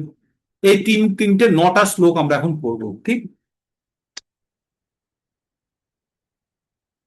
আচ্ছা বলছে সর্বভূতেষু যেনৈকম ভাবম ভাবময়্যমিক্ষতে ভাবময়্যম ভাবময়িবম মিক্ষতে অবিভক্তম বিভক্তেষু তজ্জ্ঞানং বিদ্ধি সাত্বিকম। সর্বভূতেষু জনৈকম ভাবময়ব্যয়ম মিক্ষতে অবিভক্তম বিভক্তেষু তজ্জ্ঞানং বিদ্ধি সাত্বিকম। বলছে যে জ্ঞানের দ্বারা সমস্ত প্রাণীতে অবিভক্ত চিন্ময় ভাব দর্শন হয়, অর্থাৎ পরস্পর ভিন্ন হলেও চিন্ময় সত্তা জীবের এক, এই জ্ঞানকে সাত্বিক জ্ঞান বলে। খুব সুন্দর কথা বলেছেন, জ্ঞানের কথা বলছে। আমরা এখন তিন ধরনের জ্ঞানের কথা বলবো। সাত্বিক জ্ঞান কি? সাত্বিক জ্ঞান কাকে বলে? যে প্রত্যেকটা জীবের মধ্যে আত্মা হিসাবে দেখবে। ওই যে পড়েছিলাম 5 নম্বর অধ্যায়ের 18 নম্বর শ্লোক, মনে পড়ছে? বিদ্যা বিনয়ে সম্পন্নে ব্রাহ্মণে গবি হস্তিনী শুনি চৈব সপাকে চ পণ্ডিতাহা সহদর্শিনাম। যে 5 কেজি সোনা আপনি পিট্টু ব্যাগে নিয়ে গেলেন, আপনি কাগজে মুড়িয়ে নিয়ে গেলেন, থলেতে চটের ব্যাগে নিয়ে গেলেন, কালো পলিথিনের প্যাকেটে নিয়ে গেলেন, জহুরির কাছে সবগুলির দাম এক তো, কারণ সে সোনা দেখছে, প্যাকেট দেখছে না, তাই না? তেমনি এখানে কি বলছে, যারা শতগুণে জ্ঞানী ব্যক্তি, তারা প্রত্যেকটা জীবের ভিতরে আত্মা এবং পরমাত্মা দেখে, তাই সকলকে সমানভাবে জানে। তাই বলছে যে জ্ঞানের দ্বারা সমস্ত প্রাণীতে অবিভক্ত চিন্ময় ভাব দর্শন হয়, অর্থাৎ পরস্পর ভিন্ন শরীর হলেও চিন্ময় সত্তা জীবেরা এক, এইরকম জ্ঞানকে সাত্বিক জ্ঞান বলা হয়। বুঝতে পারলেন? একটু গভীর তত্ত্বের কথা বললো। যারা প্রত্যেকটা জীবের মধ্যে ঈশ্বরকে এবং পরমাত্মাকে এবং আত্মাকে দেখে, তাই সেই যে জ্ঞানের দ্বারা দেখে তাকে বলা হচ্ছে সাত্বিক জ্ঞান। যিনি দেবতা, পশু পাখি, জল জলজ উদ্ভিদ সমস্ত জীবের মধ্যে চিন্ময় আত্মাকে দর্শন করে, তিনি সাত্বিক জ্ঞানের, যেটা বললাম আপনাকে 5-18তেও যেটা আছে। এইবার বলছেন ভগবান পৃথক পৃথক তেন তু যজ জ্ঞানং নানা ভাবনা পৃথক বিধান ব্যক্তি সর্বেষু ভূতেষু তজ্জ্ঞানং বিদ্ধি রাজসম।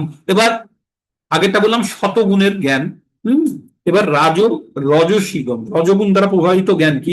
যে জ্ঞানের দ্বারা বিভিন্ন শরীরে বিভিন্ন আত্মা অবস্থিত বলে দর্শন করেন, তাকে রাজসিক জ্ঞান জানেন। শুনুন এবার তাহলে আপনাদের মধ্যে শতগুণের জ্ঞান হয়েছে না হয়নি বলুন? হয়েছে তো? আপনারা প্রত্যেকটা এই জ্ঞান পাওয়ার পরে আপনারা প্রত্যেকটা জীবের মধ্যে আত্মা দেখছেন না? দেখছেন না? দেখার চেষ্টা করছেন তো? হরে কৃষ্ণা, আনমিউট করে বলুন আপনাদের টান। এই জ্ঞান লাভের পরে আপনারা আপনারা কি জানলেন? শতগুণে যারা আছে তারা প্রত্যেকটা জীবের ভিতরে ঈশ্বরকে এবং আত্মাকে এবং পরমাত্মাকে দেখে, ঠিক? যারা শতগুণের জ্ঞান উৎপন্ন হয়েছে। আর যাদের রজগুণের জ্ঞান, তারা কুকুরকে আলাদা দেখে, মানুষকে আলাদা দেখে, হিন্দুকে আলাদা দেখে, মুসলমানকে দেখে আলাদা, খ্রিস্টানকে আলাদা দেখে, জৈনকে আলাদা দেখে, আমেরিকানকে আলাদা দেখে, স্ত্রীকে আলাদা দেখে, পুত্রকে আলাদা দেখে, মানে এদের বাহ্যিক শরীরটা দেখে, ঠিক? এটা হচ্ছে রাজসিক জ্ঞান। তাহলে সাত্বিক জ্ঞান কি? আত্মা দেখে। রাজসিক জ্ঞান কি? বহির শরীরটা দেখে। বোঝা গেল? বোঝা গেল? হ্যাঁ না বলুন। হ্যাঁ হ্যাঁ তাহলে জ্ঞান, আমরা দুটো জ্ঞান জানলাম। প্রথম জ্ঞানটি কি জানলাম আমরা? সাত্বিক জ্ঞান, যে সকলকে একই দেখে। আর রাজসিক জ্ঞান, যে সকলকে আলাদা আলাদা দেখে। এবার তামসিক জ্ঞান শুনুন।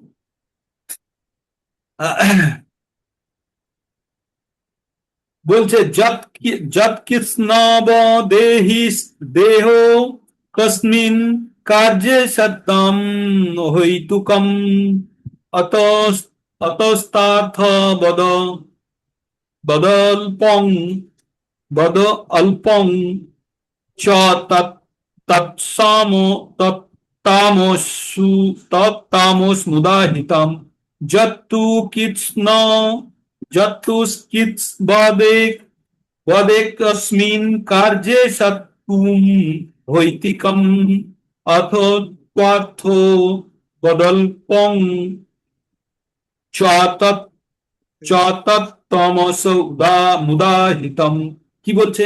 যত্তু কৃষ্ণ কৃৎসংবাদ একস্মিন কার্যে সক্তম অহৈতিকম তৎ অতত্তার্থবৎ অল্পম চ তত্তামস উদাহৃতম। ভেঙে পড়লাম। আর যে জ্ঞানের দ্বারা প্রকৃত তত্ত্ব অবগত না হয়ে একটি বিশেষ কার্যে পরিপূর্ণের ন্যায় আসক্তির উদয় হয়, সেই তুচ্ছ জ্ঞানকে তামসিক। সাত্ত্বিকরা কি দেখলো? প্রত্যেকের মধ্যে একই ঈশ্বর দেখলো, একই আত্মা দেখলো। রাজসিকরা কি দেখলো? ভিন্ন ভিন্ন শরীর দেখলো। আর তামসিক কি বললো? যে যে একটা বিশেষ উদ্দেশ্য পূরণের জন্য কোন জিনিসের মধ্যে বিশেষ কিছু দেখা, যে জ্ঞানের দ্বারা প্রকৃত তত্ত্ব অবগত না হয়ে একটি বিশেষ কার্যে পরিপূর্ণের ন্যায় আসক্তির উদয় হয়। কোন জিনিসের মধ্যে কি দেখলো? একটা বিশেষ, যেটা দেখতে চাই সেটা দেখলো, দেখে তার আসক্তি উৎপন্ন হলো, সেই তুচ্ছ জ্ঞানকে তামসিক জ্ঞান বলে জানবে। একটু ব্যাখ্যা পড়ে নি। সাধারণ মানুষের জ্ঞান সর্বদাই তমগুণ দ্বারা আচ্ছন্ন, কারণ বদ্ধ জীবেরা, প্রতিটি জীবই তমগুণে জন্মগ্রহণ হয়ে থাকে। যার জ্ঞান নির্ভরযোগ্য বা শাস্ত্রীয় অনুশাসন মতের বিকাশ লাভ করেনি, সেই জ্ঞান দেহের মধ্যে সীমাবদ্ধ। শাস্ত্রীয় অনুশাসনের দ্বারা কার্য সাধনের কোনো চিন্তা ভাবনা সে করে না। তার কাছে অর্থ সম্পদই ভগবানের দেহগত চাহিদার তৃপ্তি সাধনের জ্ঞান। পরম তত্ত্ব জ্ঞানের সঙ্গে এই ধরনের জ্ঞানের কোনো সম্পর্ক নেই। অনেকটা একটু পশুর মতো জ্ঞান, শুধুমাত্র আহার নিদ্রা ভয় কৈথুন সংক্রান্ত জ্ঞান। এই ধরনের জ্ঞানকে তমগুণ সম্বন্ধ বলা হয়। যে জ্ঞানের দ্বারা আহার নিদ্রা ভয় মৈথুনেই সীমাবদ্ধ থাকে, সেই জ্ঞানকে বলছে তমজ্ঞান। তাহলে আমরা কি হলো? প্রথমটা কি বললাম? সাত্বিক জ্ঞান কি? যে জ্ঞানের দ্বারা প্রত্যেকের মধ্যে আত্মাকে দেখে। রজসিক জ্ঞান কি? যে প্রত্যেকটা জীবকে বিভিন্ন বিভিন্ন দেখে। আর তামসিক জ্ঞান কি? সে শুধু আহার নিদ্রা, খাবো, ঘুমোবো, সন্তান উৎপন্ন করব, আর ভয় পেলে ঘেউ ঘেউ করবো। এগুলো হচ্ছে তামসিক জ্ঞান। তো আমরা কোন জ্ঞানের মধ্যে আছি এবার ভেবে দেখুন। এইবার ভগবান কি বলছে? নিয়তং সঙ্গরহিতম রাগ দেশ কীর্তম অফল সুনা কর্ম যত্তৎ সাত্বিকম উচ্চতে। এবার কর্ম সম্বন্ধে, আগে কি পড়লাম? জ্ঞান পড়লাম, এবার কর্ম সম্বন্ধে বলছি। ফলের কামনা শূন্য, আসক্তি রহিত হয়ে রাগ ও দেশ বর্জন পূর্বক যে নিত্য কর্ম অনুষ্ঠিত হয় তাকে সাত্বিক কর্ম বলা হয়।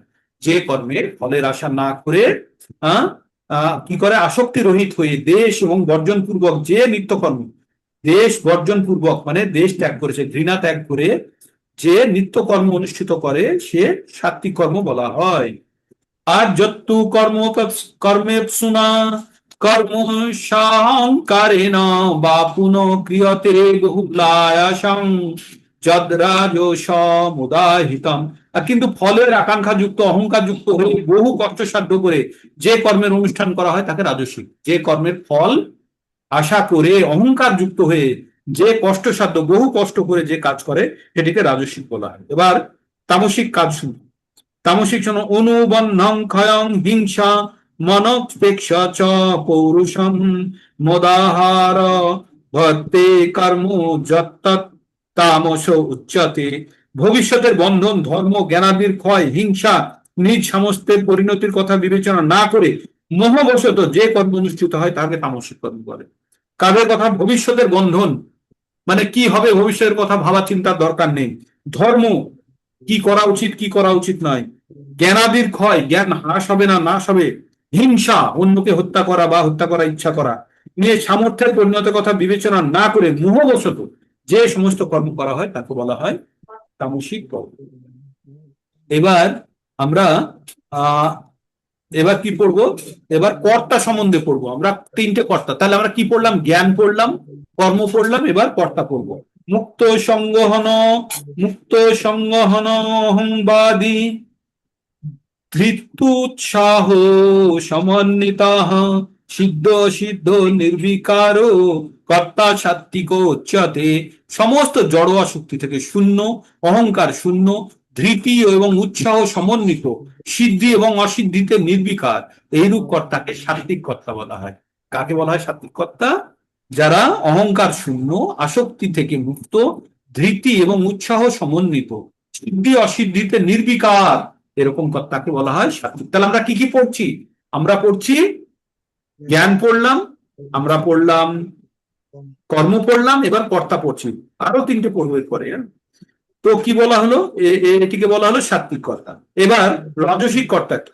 রাগী কর্ম ফল পেপসুলোর লুব্ধ, রাগী কর্ম ফল পেপসু লুব্ধ, হিংসাত্মক, অসুচি, হর্ষ শোকান্বিত, অহর্ষ শোকান্বিত কর্মা রাজস্ব পরিকীর্তিত।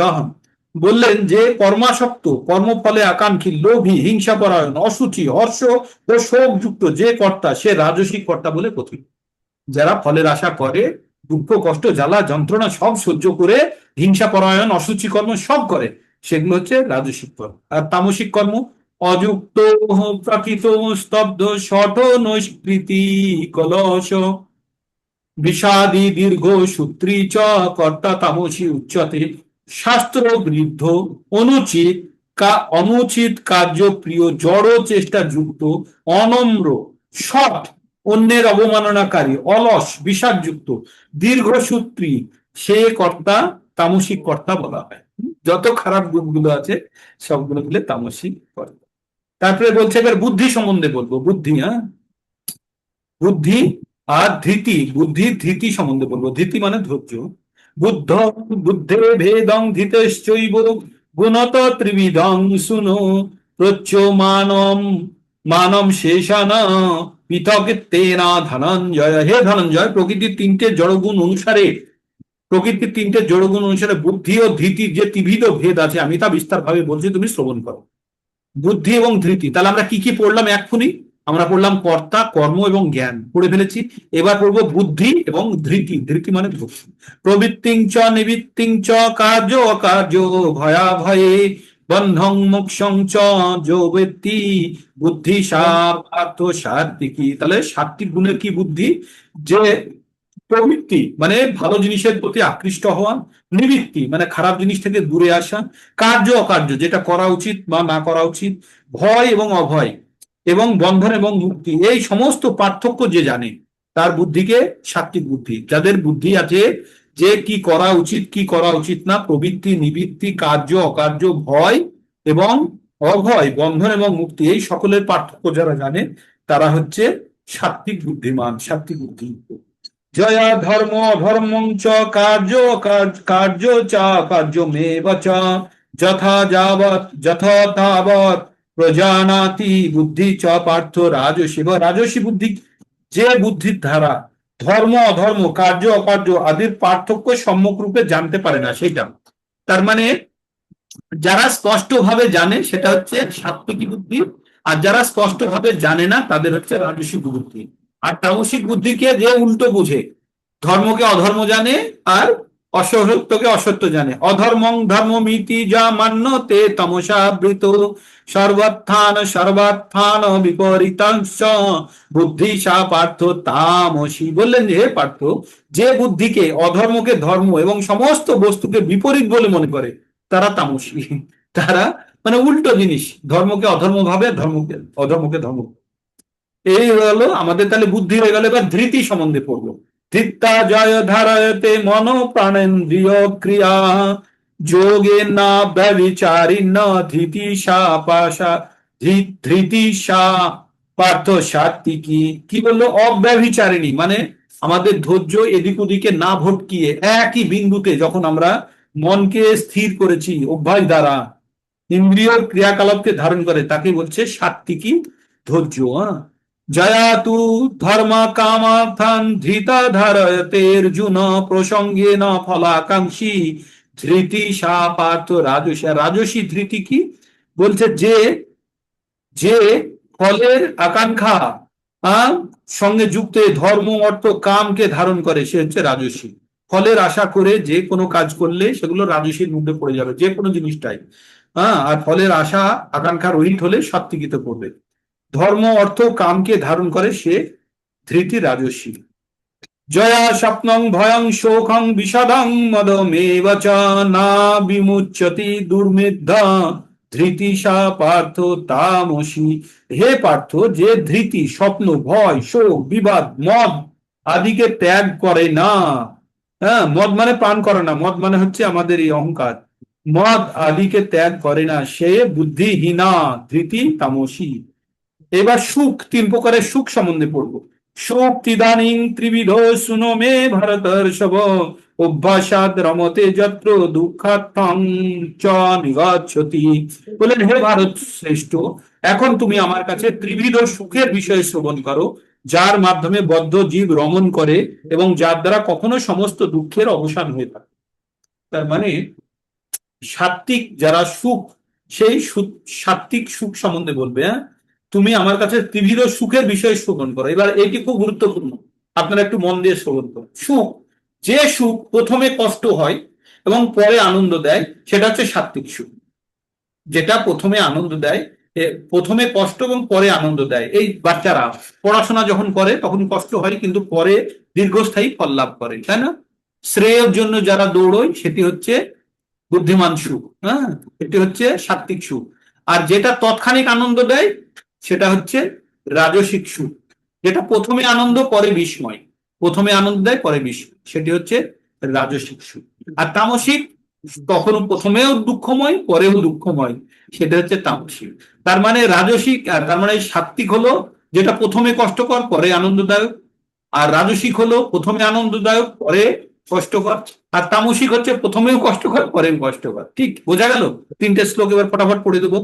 যত্রগ্রে বিষমিব পরিণামে অমৃত মমম তৎসুখং সাত্বিকং প্রোক্ত মাত্মবুদ্ধি প্রসাদজম।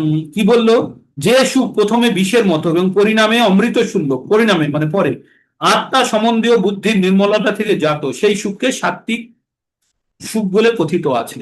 এইবার তার পরেরটা বলছে, বিষয় ইন্দ্রিয় সংযোগার যত্র যদগ্রণে অমৃত মমম অমৃতোপমম পরিণামে বিষ মিব তৎসুখং রাজসংস্কৃতম। বলছে বিষয় ইন্দ্রিয় সংযোগের ফলে সুখ প্রথমে অমৃতের মতো মনে হয়, পরিণামে বিষের মতো অনুভূত হয়, সেই সুখকে রাজসিক বলে কথিত আছে। এই যে লাভ জিহাদ, প্রথমে আব্দুলের সঙ্গে প্রেম হয়ে যায়, আব্দুল ভালো লাগে অমুক লাগে, তারপরে তখন মনে হয় যে এটাই বুঝি জীবনের সর্বোচ্চ পাওয়া, তারপরে জীবন বিষময় হয়ে ওঠে। তো এটা হচ্ছে রাজসিক সুখ। এবার তামসিক, যদগ্রে চানুবন্ধে চ সুখং মহৎ মনঃ নিদ্রালস্য প্রমাদস্থং তত্তাম সমুদাহিতম। ভগবান বললেন যে সুখ প্রথমে এবং শেষে আত্মার জন্য মোহজনক, যা নিদ্রা আলস্য প্রমাদ থেকে উৎপন্ন, তা তামসিক বলে জানবে। প্রথমেও আনন্দ নেই পরেও আনন্দ নেই। এতদূর পর্যন্ত আমরা সুখ সম্বন্ধে পড়ে ফেললাম। তাহলে কি কি সম্বন্ধে পড়লাম? আমরা পড়লাম কার্য পড়লাম, আমরা কর্তা পড়লাম, আমরা কর্ম কর্তা জ্ঞান পড়লাম, আমরা বুদ্ধি পড়লাম, আমরা সুখ পড়লাম, আমরা ধৈর্য পড়লাম। এবার কি আছে দেখি। না তদস্তি বিদ্যা পৃথিবী পৃথিব্যাং বা দিবি দেবেষু বা পুনঃ সত্যং প্রকৃতির জয় মুক্তং যদ্দেভিষাতিভির গুণে। বলে এই পৃথিবীতে মানুষদের মধ্যে অথবা স্বর্গ দেবতার মধ্যে এমন কোন প্রাণীর অস্তিত্ব নেই যে প্রকৃতির এই তিন গুণ থেকে মুক্ত। খুব বড় কথা বলেছে। মানুষ বা দেবতারা পর্যন্ত প্রকৃতির তিন গুণ দ্বারা, তাদের মধ্যে ঈর্ষা হয়, ঝগড়া হয়, মাথায় রাখবেন। স্বর্গে গিয়ে লাভ নেই, ওখানেও ঝগড়া মারামারি সব হয়। বলছে না তদস্তি বিদ্যা পৃথিবী পৃথিব্যাং বা দিবি দেবেষু বা পুনঃ সত্যং প্রকৃতির প্রকৃতির জয় মুক্তং যদ্দেভিষাতিভির গুণে। বললে এই পৃথিবীতে মানুষদের মধ্যে অথবা স্বর্গে দেবতাদের মধ্যে এমন কোন প্রাণীর অস্তিত্ব নাই যে প্রকৃতির তিন গুণ থেকে মুক্ত। তার মানে প্রকৃতির তিন গুণ থেকে মুক্ত হওয়া খুব কঠিন। শুধু মানুষই পারে গুণাতীত অবস্থায় গিয়ে প্রকৃতির তিন গুণ থেকে মুক্ত হয়ে ভগবত ভক্তি করে ভগবত ধামে ফেরত যেতে। বাকি সব ভাষা, স্বর্গে যাক, ব্রহ্মলোকে যাক, যেখানে যাক, সব ফাঁসত। এইবার ভগবান কি বলছেন? বলছেন যে আমি এই বুদ্ধির স্তর অনুযায়ী চারটে ভাগে ভাগ করেছি সংসারকে। ব্রাহ্মণ ক্ষত্রিয় বিশাং শূদ্রানাম চ পরন্তপ কর্মাণি প্রভি ভক্তানি স্বভাব প্রভবরৈ গুণে। কি বললেন? ব্রাহ্মণ ক্ষত্রিয় বিশাং শূদ্রানাং চ পরন্তপ কর্মাণি প্রভি ভক্তানি স্বভাব প্রভবর গুণে। বললেন হে পরন্তপ, কাকে বলছে? অর্জুনকে বলছে। স্বভাব ও গুণ অনুসারে ব্রাহ্মণ ক্ষত্রিয় বৈশ্য শূদ্র কর্মের কর্মসমূহের বিভাগ করা হয়েছে। গুণ অনুসারে এই ব্রাহ্মণ ক্ষত্রিয় বৈশ্য শূদ্র এরা লোক নয়, এরা কর্মের বিভাগ। কি এগুলো? শুনুন এটি। হে পরন্তপ, স্বভাবজাত গুণ অনুসারে ব্রাহ্মণ ক্ষত্রিয় বৈশ্য ও শূদ্রদের কর্ম সমূহের বিভাগ। বোঝা গেল? এদের বিভাগগুলো, এই কর্মসমূহগুলোর নাম অনুযায়ী দেওয়া হয়েছে। এই কাজগুলো করলে ব্রাহ্মণ, এই কাজগুলো করলে ক্ষত্রিয়, এই কাজগুলো করলে বৈশ্য, এই কাজগুলো করলে শূদ্র। ঠিক তাই কি বললে? আবার পড়ুন, শুনুন। হে পরন্তপ, স্বভাবজাত গুণ অনুসারে ব্রাহ্মণ ক্ষত্রিয় বৈশ্য ও শূদ্রদের কর্মসমূহের বিভাগ করা হয়েছে। কাদের কর্মসমূহ? কর্মসমূহের বিভাগ কি? এগুলো ব্রাহ্মণ ক্ষত্রিয় বৈশ্য শূদ্র, এগুলো কর্মেরও বিভাগ জানতে পারেন। এগুলো কর্মের বিভাগ। তো এই বিভাগগুলো যারা অ্যাটেন্ড করে তারা সেই কর্ম অবলম্বী, তাই না? তারপরে এবার কি বলছে? সমদম তপস্যৌচং ক্ষান্তির আর্যমেব চ জ্ঞানং বিজ্ঞান আস্তিকম ব্রহ্ম কর্ম স্বভাবজম। বললো সম অর্থাৎ মনের পুরে নিয়ন্ত্রণ, দম অর্থাৎ বহিরেন্দ্রিয়ের কন্ট্রোল, তপস্যা, শৌচ পবিত্রতা, ক্ষান্তি মানে হচ্ছে ধৈর্য, সরলতা, সরল, জ্ঞানং বিজ্ঞানং আস্তিকম, এগুলি সব ব্রাহ্মণদের স্বভাবজাত কর্ম। এই কর্মগুলি ব্রাহ্মণদের স্বভাবজাত কর্ম। শৌর্যং তেজ ধীতির দাক্ষং যুদ্ধে চ পলায়নম দানম ঈশ্বর ভাবস্য ক্ষাত্রং কর্ম স্বভাবজং। এবার ক্ষত্রিয়র কাজ কি? শৌর্য, তেজ, ধীতি, দক্ষতা, যুদ্ধে অপলায়নম মানে যুদ্ধ থেকে পালাবে না, দান, শাসনের ক্ষমতা, এগুলি সব ক্ষত্রিয়ের কর্ম। কৃষি গোরক্ষ বাণিজ্যম বৈশ্য কর্ম স্বভাবজম পরিচর্যাত্মকম কর্ম শূদ্রাস্যপি স্বভাবজম। বললো কৃষি, কৃষি, গোরক্ষা, বাণিজ্য বৈশ্যের স্বভাবজাত কর্ম, এবং পরিচর্যাত্মকম কর্ম শূদ্রের স্বভাবজাত কর্ম। সে সেই কর্মণ্যভিরত সংসিদ্ধি লভতে নর সকর্ম নিরতং সিদ্ধি যথা বিন্দতি তৎশুনো। শুনো, কি শুনো? নিজ নিজ কর্মে নিয়োজিত মানুষ সিদ্ধি লাভ করে, স্বীয় কর্মে যুক্ত মানুষ যেভাবে সিদ্ধি লাভ করে তা শুনো। এবার নিজের গুণে অবস্থিত থেকে কিভাবে মানুষ সিদ্ধি লাভ করে তাই শোনো বলছে। যৎ প্রবৃত্তির ভূতানাং যেন সর্বমিদং ততম সকর্মণা তমভশ্চ সিদ্ধিম বিন্দতি মানবঃ। যার থেকে সমস্ত জীবের পুনর্বাসন, পূর্ব বাসনা রূপ প্রবৃত্তি হয়, যিনি সমগ্র বিশ্বে ব্যক্ত আছেন, তাকে মানুষ নিজের কর্মের দ্বারা অর্চনা পূর্বক সিদ্ধি লাভ করে। কার কথা বলছে? ভগবানের কথা বললেন। বললেন যার থেকে সমস্ত জীবের পূর্ব বাসনারূপ প্রবৃত্তি হয়, যিনি সমগ্র বিশ্বে ব্যাপ্ত আছেন, যাকে মানুষ তার নিজের কর্মের দ্বারা অর্চন পূর্বক সিদ্ধি লাভ করেন। এবার ওই একটা শ্লোক আমরা পড়েছিলাম স্বধর্ম বিগুণঃ, ওই শ্লোকটি রিপিট হচ্ছে। কি বলছে? শ্রেয়ান স্বধর্ম বিগুণঃ পরধর্মা পরধর্মাৎ সদনুষ্ঠিতাৎ স্বভাব নিয়তং কর্ম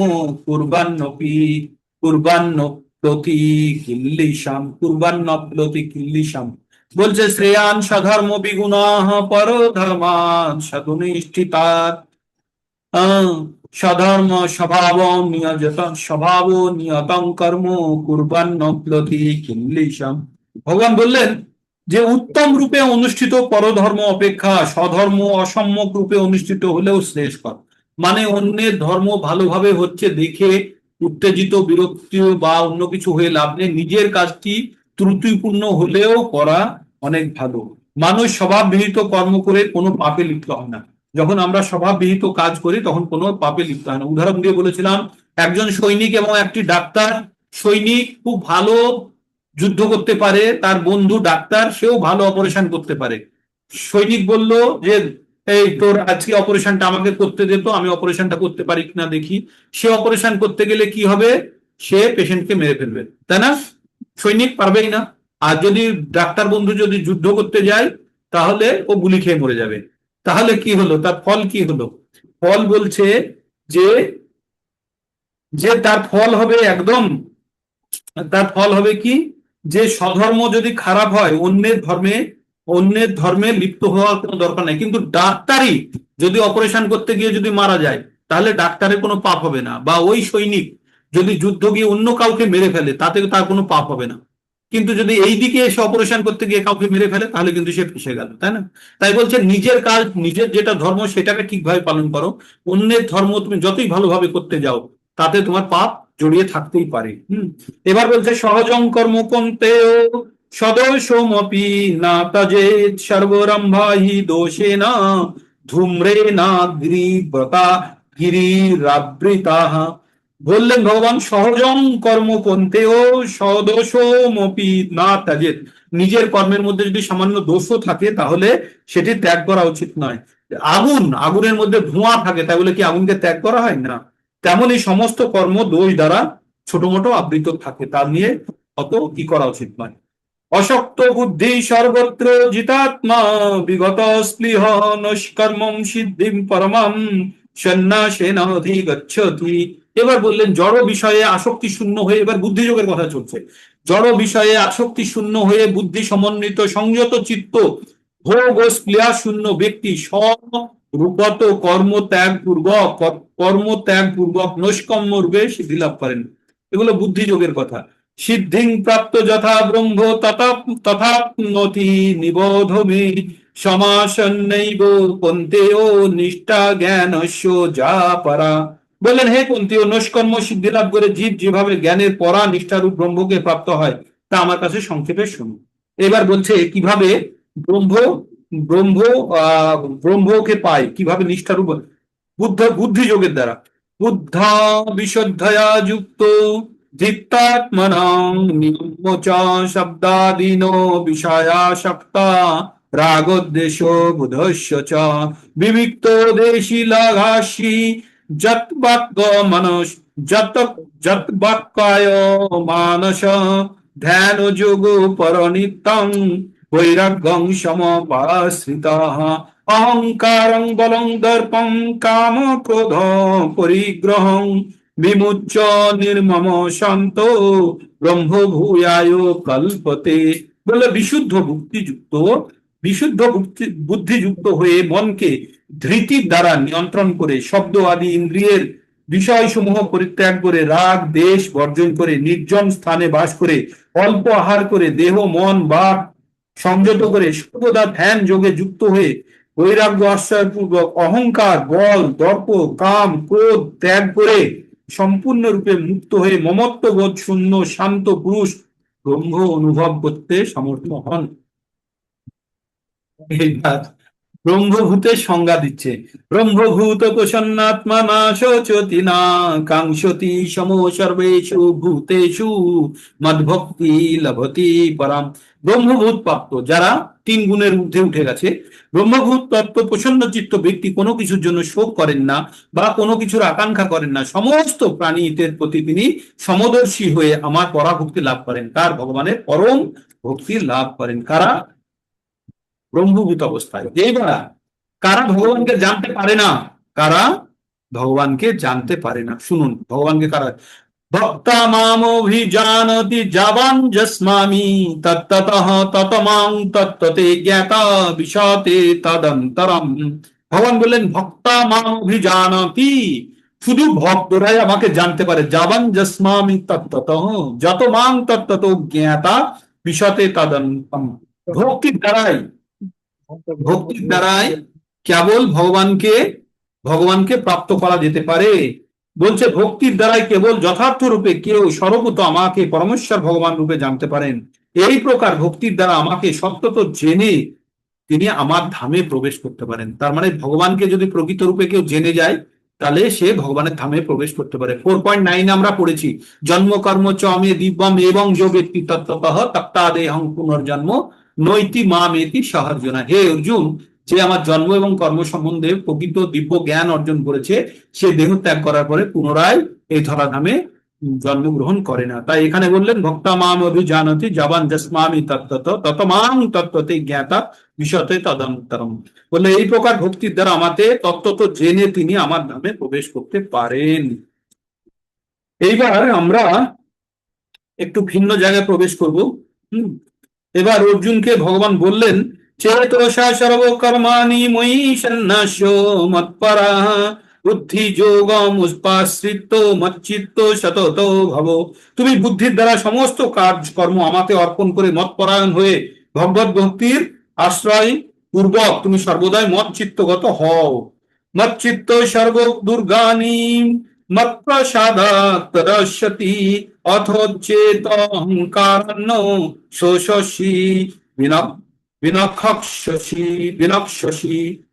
কি বলে? এইভাবে তুমি মচ্চিত্ত হলে তুমি আমার দয়াতে সমস্ত প্রতিবন্ধকতা দূর করে উত্তীর্ণ হবে, কিন্তু তুমি যদি অহংকার বশত আমার কথা না শোনো, তাহলে তুমি বিনষ্ট হবে। যদ অহংকারম আশ্রিত না যতস্যইতি মন্যসে মিথ্যৈষ্য ব্যবসায়ন্তে প্রকৃতিস্তাং নিয়জপস্যতি। বললো তুমি অহংকারকে আশ্রয় করে যুদ্ধ করব না বলে এরকম মনে করো, তাহলে তোমার সমস্ত সংকল্প মিথ্যা হবে। কারণ তুমি প্রকৃতি তোমাকে যুদ্ধ করতে বাধ্য করবে। তুমি ক্ষত্রিয়, তাই তুমি সহজে যুদ্ধ শুরু হয়ে গেলে নিজেকে নিয়ন্ত্রণ করতে পারবে না, যুদ্ধ করবে। স্বভাবে যেন কোন্তে ও নিবদ্ধস্তেন কর্মণা কর্তুং নেচ্ছতি যথার্থং পরিশস্য অবশপি তৎ।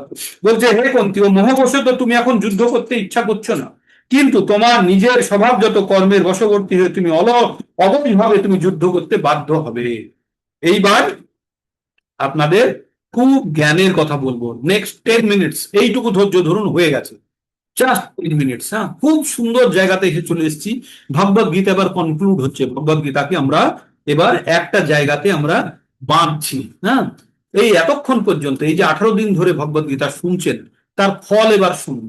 এইবার সেটিকে কিভাবে আমরা বুঝবো, খুব সুন্দরভাবে ধৈর্য সহকারে যারা একটু এদিক ওদিকে বিচলিত হচ্ছেন, তারা একটু আলাদা কাজগুলোকে সরিয়ে রেখে কান খাড়া করে শ্রবণ করুন। ভগবান এবার অর্জুনকে পরম জ্ঞান দিচ্ছে, এর ঊর্ধ্বে আর কোনো জ্ঞান নেই। ভগবান কি বলছে? ঈশ্বর সর্বভূতানাং হৃদ্দেশে অর্জুন তিষ্ঠতি ব্রাহ্ময়ান সর্বভূতানি যন্ত্র অটরানি মায়া। ভগবান বললেন হে অর্জুন, তোমার হৃদয়ে ঈশ্বর বাস করে। কি করে বাস করে? তোমাকে মায়ার যন্ত্র, আমাদের এই শরীরটা হচ্ছে একটি যন্ত্র, এটি মায়ার দ্বারা তৈরি, মায়ার পঞ্চভূতে, ভূমি অপন হলো বায়ু খং, এই 5টা জিনিস দিয়ে আমাদের এই শরীরটি তৈরি। এই 5টা জিনিসের কি বলা হয়? মায়া। এই মায়ার যন্ত্রে আমাদের বসিয়ে একটা প্রাণী থেকে আর একটা প্রাণীতে ভ্রমণ করাচ্ছে বারবার। 84 লক্ষ প্রজাতির মধ্যে আমাদেরকে ভ্রমণ করাচ্ছে। তাই বলছে যে ঈশ্বর আমাদের হৃদয়ে বসে আছে, এই মায়ার শরীরের মধ্যে আমরা বসে আছি, আর একটা প্রাণী থেকে আর একটা প্রাণী, আর একটা থেকে আর একটা প্রাণী, বারবার বানরের মতো একটা গাছের ডাল থেকে আর একটা গাছের ডালে শুধু ঝাঁপিয়ে বেড়াচ্ছি, জন্মের পর জন্মের পর এইরকম করছি। তো এটা কি শান্তির জায়গা হলো? তাই ভগবান কি বলছেন পরের শ্লোকে, বলছেন তমেব শরণম গচ্ছ সর্বভাবেনা ভারত তৎপশ্চাদাৎ পরম শান্তিম স্থানং প্রাপ্স্যসি শাশ্বতম। তাই বললেন যে অর্জুন এক কাজ করো, তুমি সর্বভাবে তুমি আমার স্মরণে চলে এসো, আর তাতে আমার দয়াতে তুমি কি পাবে? একটা পরম শান্তির জায়গা পাবে, যেখানে আর শাশ্বতম, একদিন দুদিনের জন্য নয়, শাশ্বত কালের জন্য শান্তির জায়গা পেয়ে যাবে। হ্যাঁ, এবার এই দুটো জিনিস অর্জুনকে বললো। বললো তুমি এখানে ওখানে এই গাছের হনুমানের মতো বা বানর মতো এই ডাল থেকে ওই ডাল থেকে, একটা জীবন থেকে আর একটা জীবন, আর একটা জীবন, বারবার যাতায়াতের থেকে তুমি আমার কাছে সর্বতোভাবে তুমি আমার কাছে তুমি সারেন্ডার করো, আমার কাছে তুমি সমর্পিত হয়ে যাও, আর সর্বভাবে না ভারতে, সর্বতোভাবে তুমি আমার কাছে তুমি আত্মসমর্পণ করো। কি বললো? বললো তম এবার শরণাগত করছো, আমার স্মরণে চলে এসো। তাহলে কি হবে? তৎপশ্চাৎ পরম শান্তিম স্থানং প্রাপ্স্যসি শাশ্বতম। বললো তাহলে তুমি দয়াতে, আমার দয়াতে তুমি একটা পরম শান্তির জায়গা পাবে। এই কথা বলার পরে ভগবান অর্জুনকে বলে দিল, বলে তারপরে আবার অর্জুনের কাছে ডিসিশন ছেড়ে দিয়েছে। কি বলছে?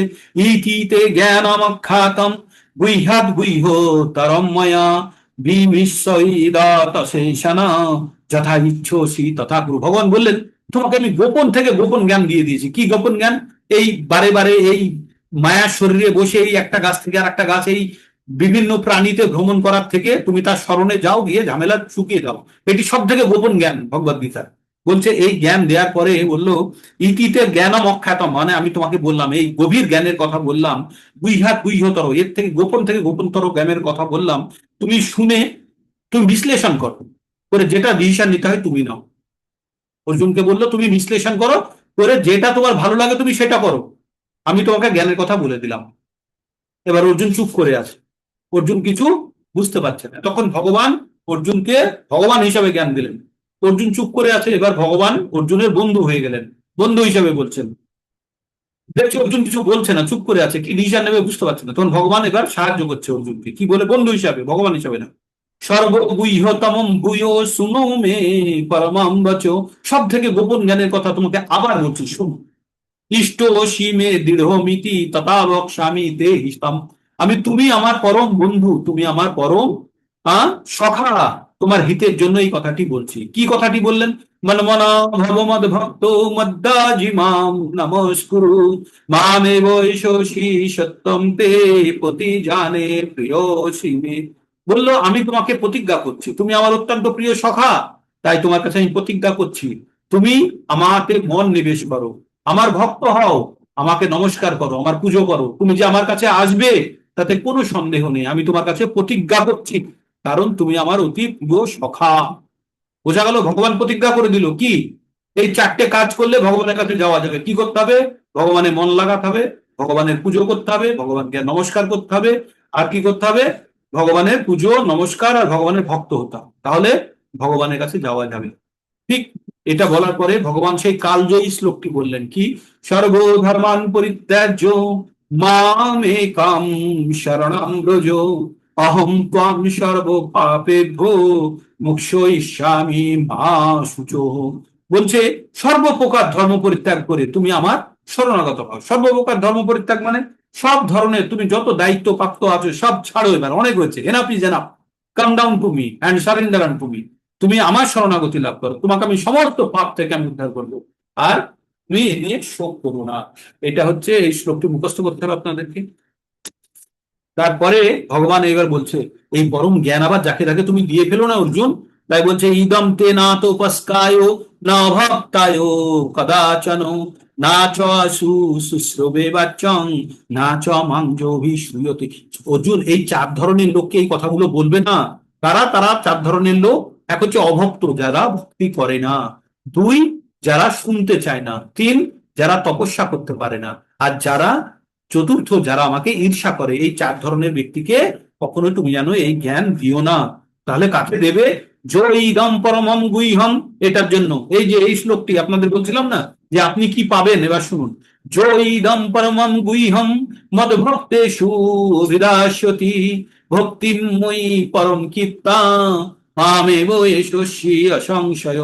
ভগবান 12টা জায়গা আমরা খুঁজে বার করেছি যার দ্বারা ভগবানের কাছে ফিরে যাওয়া যায়, 12টা জায়গাতে। তার মধ্যে এটি একটি জায়গা, আর এই জায়গাটা সব শেষে বলছে, আর সব থেকে সহজ মনে হচ্ছে আমাদের, ঠিক আছে? কি বলছে?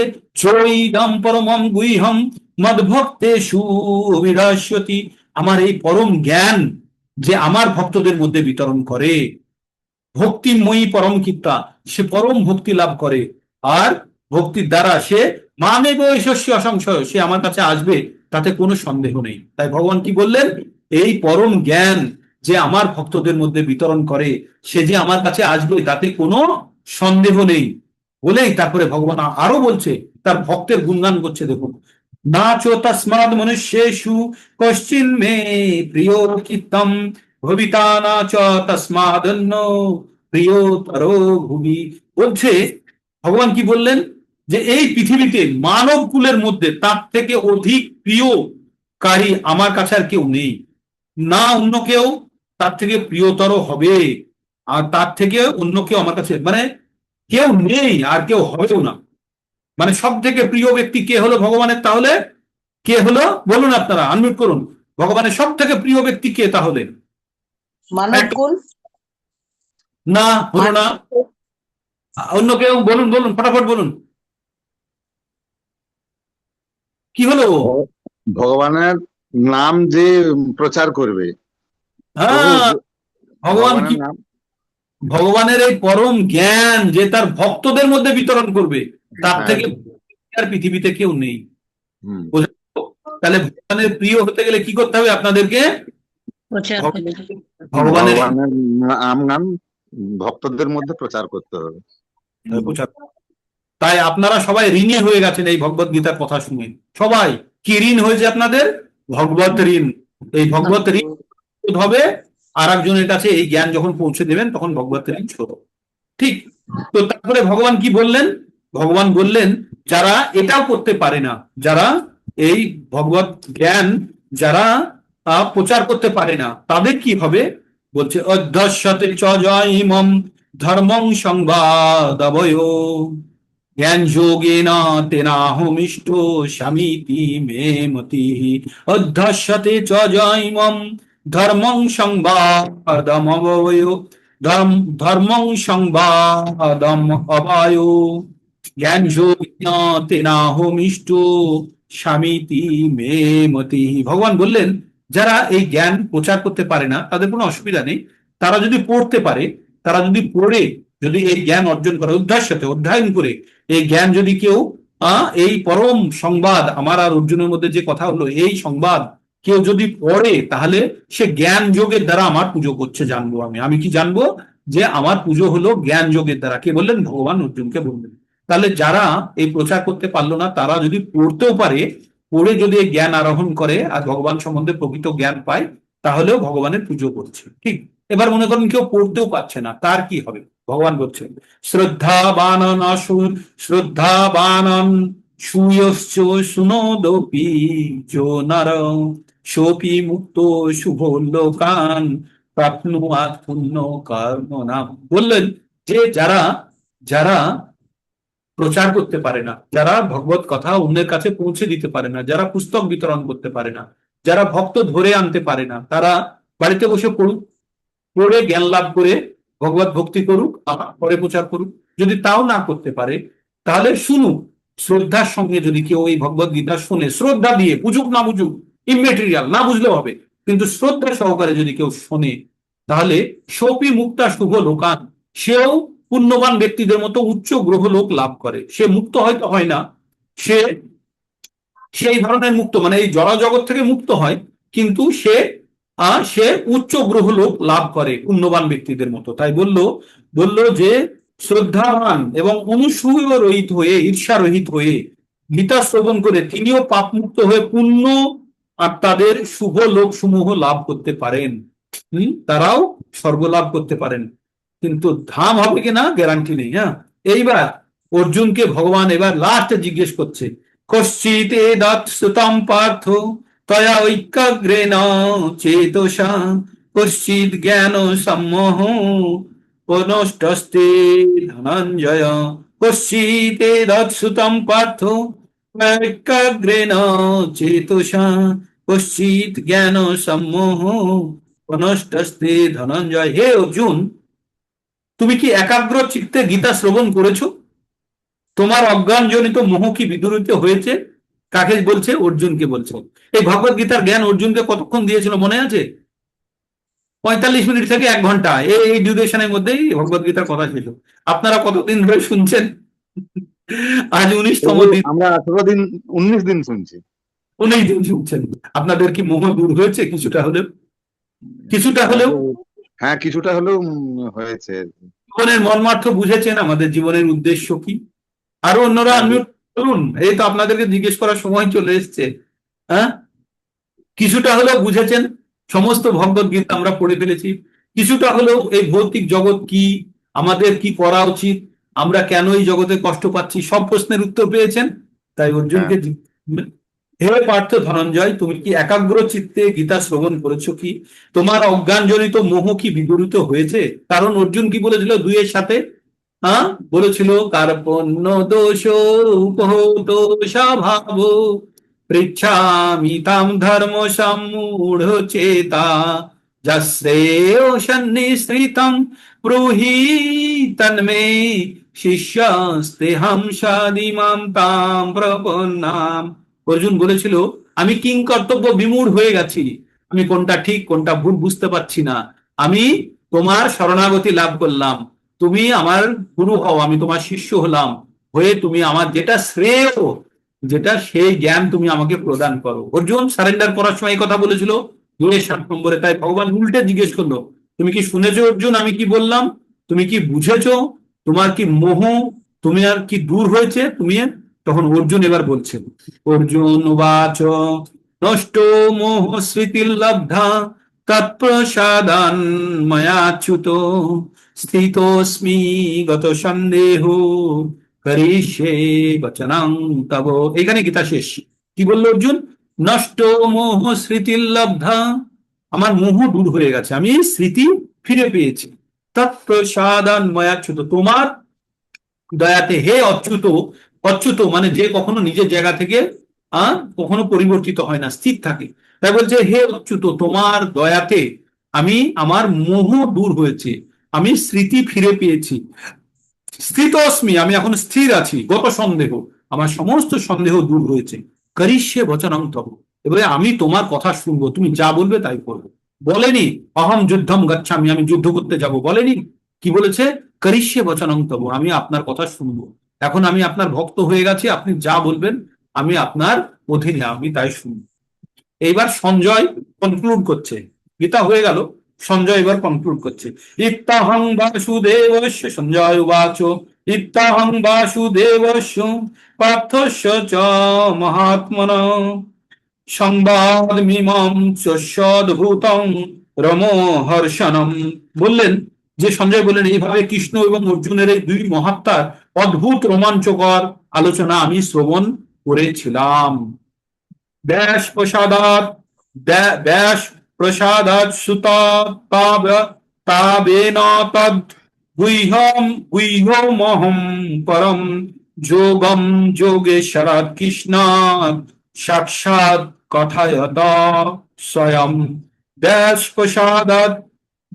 প্রসাদাৎ শ্রুতবান এতদ গুহ্যম অহম পরম যোগম যোগম যোগ যোগেশ্বরাৎ কৃষ্ণ সাক্ষাৎ কথায়ত স্বয়ং। বলল, ব্যাসদেবের কৃপায় আমি এই পরম গোপনীয় যোগ সাক্ষাৎ বর্ণনাকারী স্বয়ং যোগেশ্বর কৃষ্ণের কাছ থেকে আমি শ্রবণ করেছি। কে বলল? সঞ্জয় বলল। বলল যে ব্যাসদেবের কৃপাতে অর্জুন, এই সঞ্জয়ের কাছে কৃপা ছিল যার দ্বারা ও দূরের জিনিস দেখতে পেত, তাই বলল ব্যাসদেবের কৃপায় আমি ভগবানের মুখ থেকে এই কথাগুলি স্বয়ং শ্রবণ করেছি।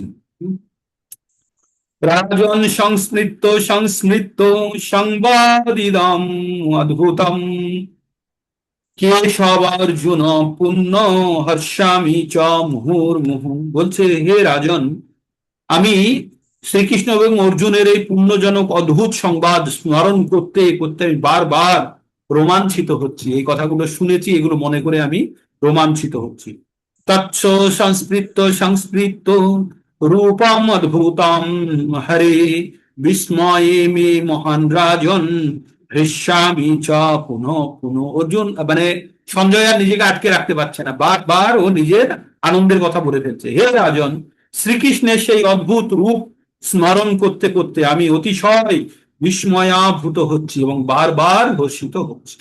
যত্র যোগেশ্বরা কৃষ্ণ যত্র পার্থ ধনুর্ধরা তত্র শ্রী বিজয়া ভূতি ধ্রুবা নীতি মতির্মম। যত্র যোগেশ্বরা কৃষ্ণ যত্র পার্থ ধনুর্ধরা তত্র শ্রীর বিজয়া ভূতি ধ্রুবা নীতি মতির্মম। সঞ্জয় বলছে, যেখানে যোগেশ্বর কৃষ্ণ, যেখানে ধনুর্ধর পার্থ, সেখানে নিশ্চিতভাবে ঐশ্বর্য, বিজয়, অসাধারণ শক্তি, নীতি বর্তমান থাকে। সেটি আমার অভিমত। তাদের সামনে আমি অনেক চেষ্টা করেছি আমার দিক থেকে এই ভগবদ গীতার পরম জ্ঞান আপনাদের কাছে পৌঁছে দেওয়ার জন্য।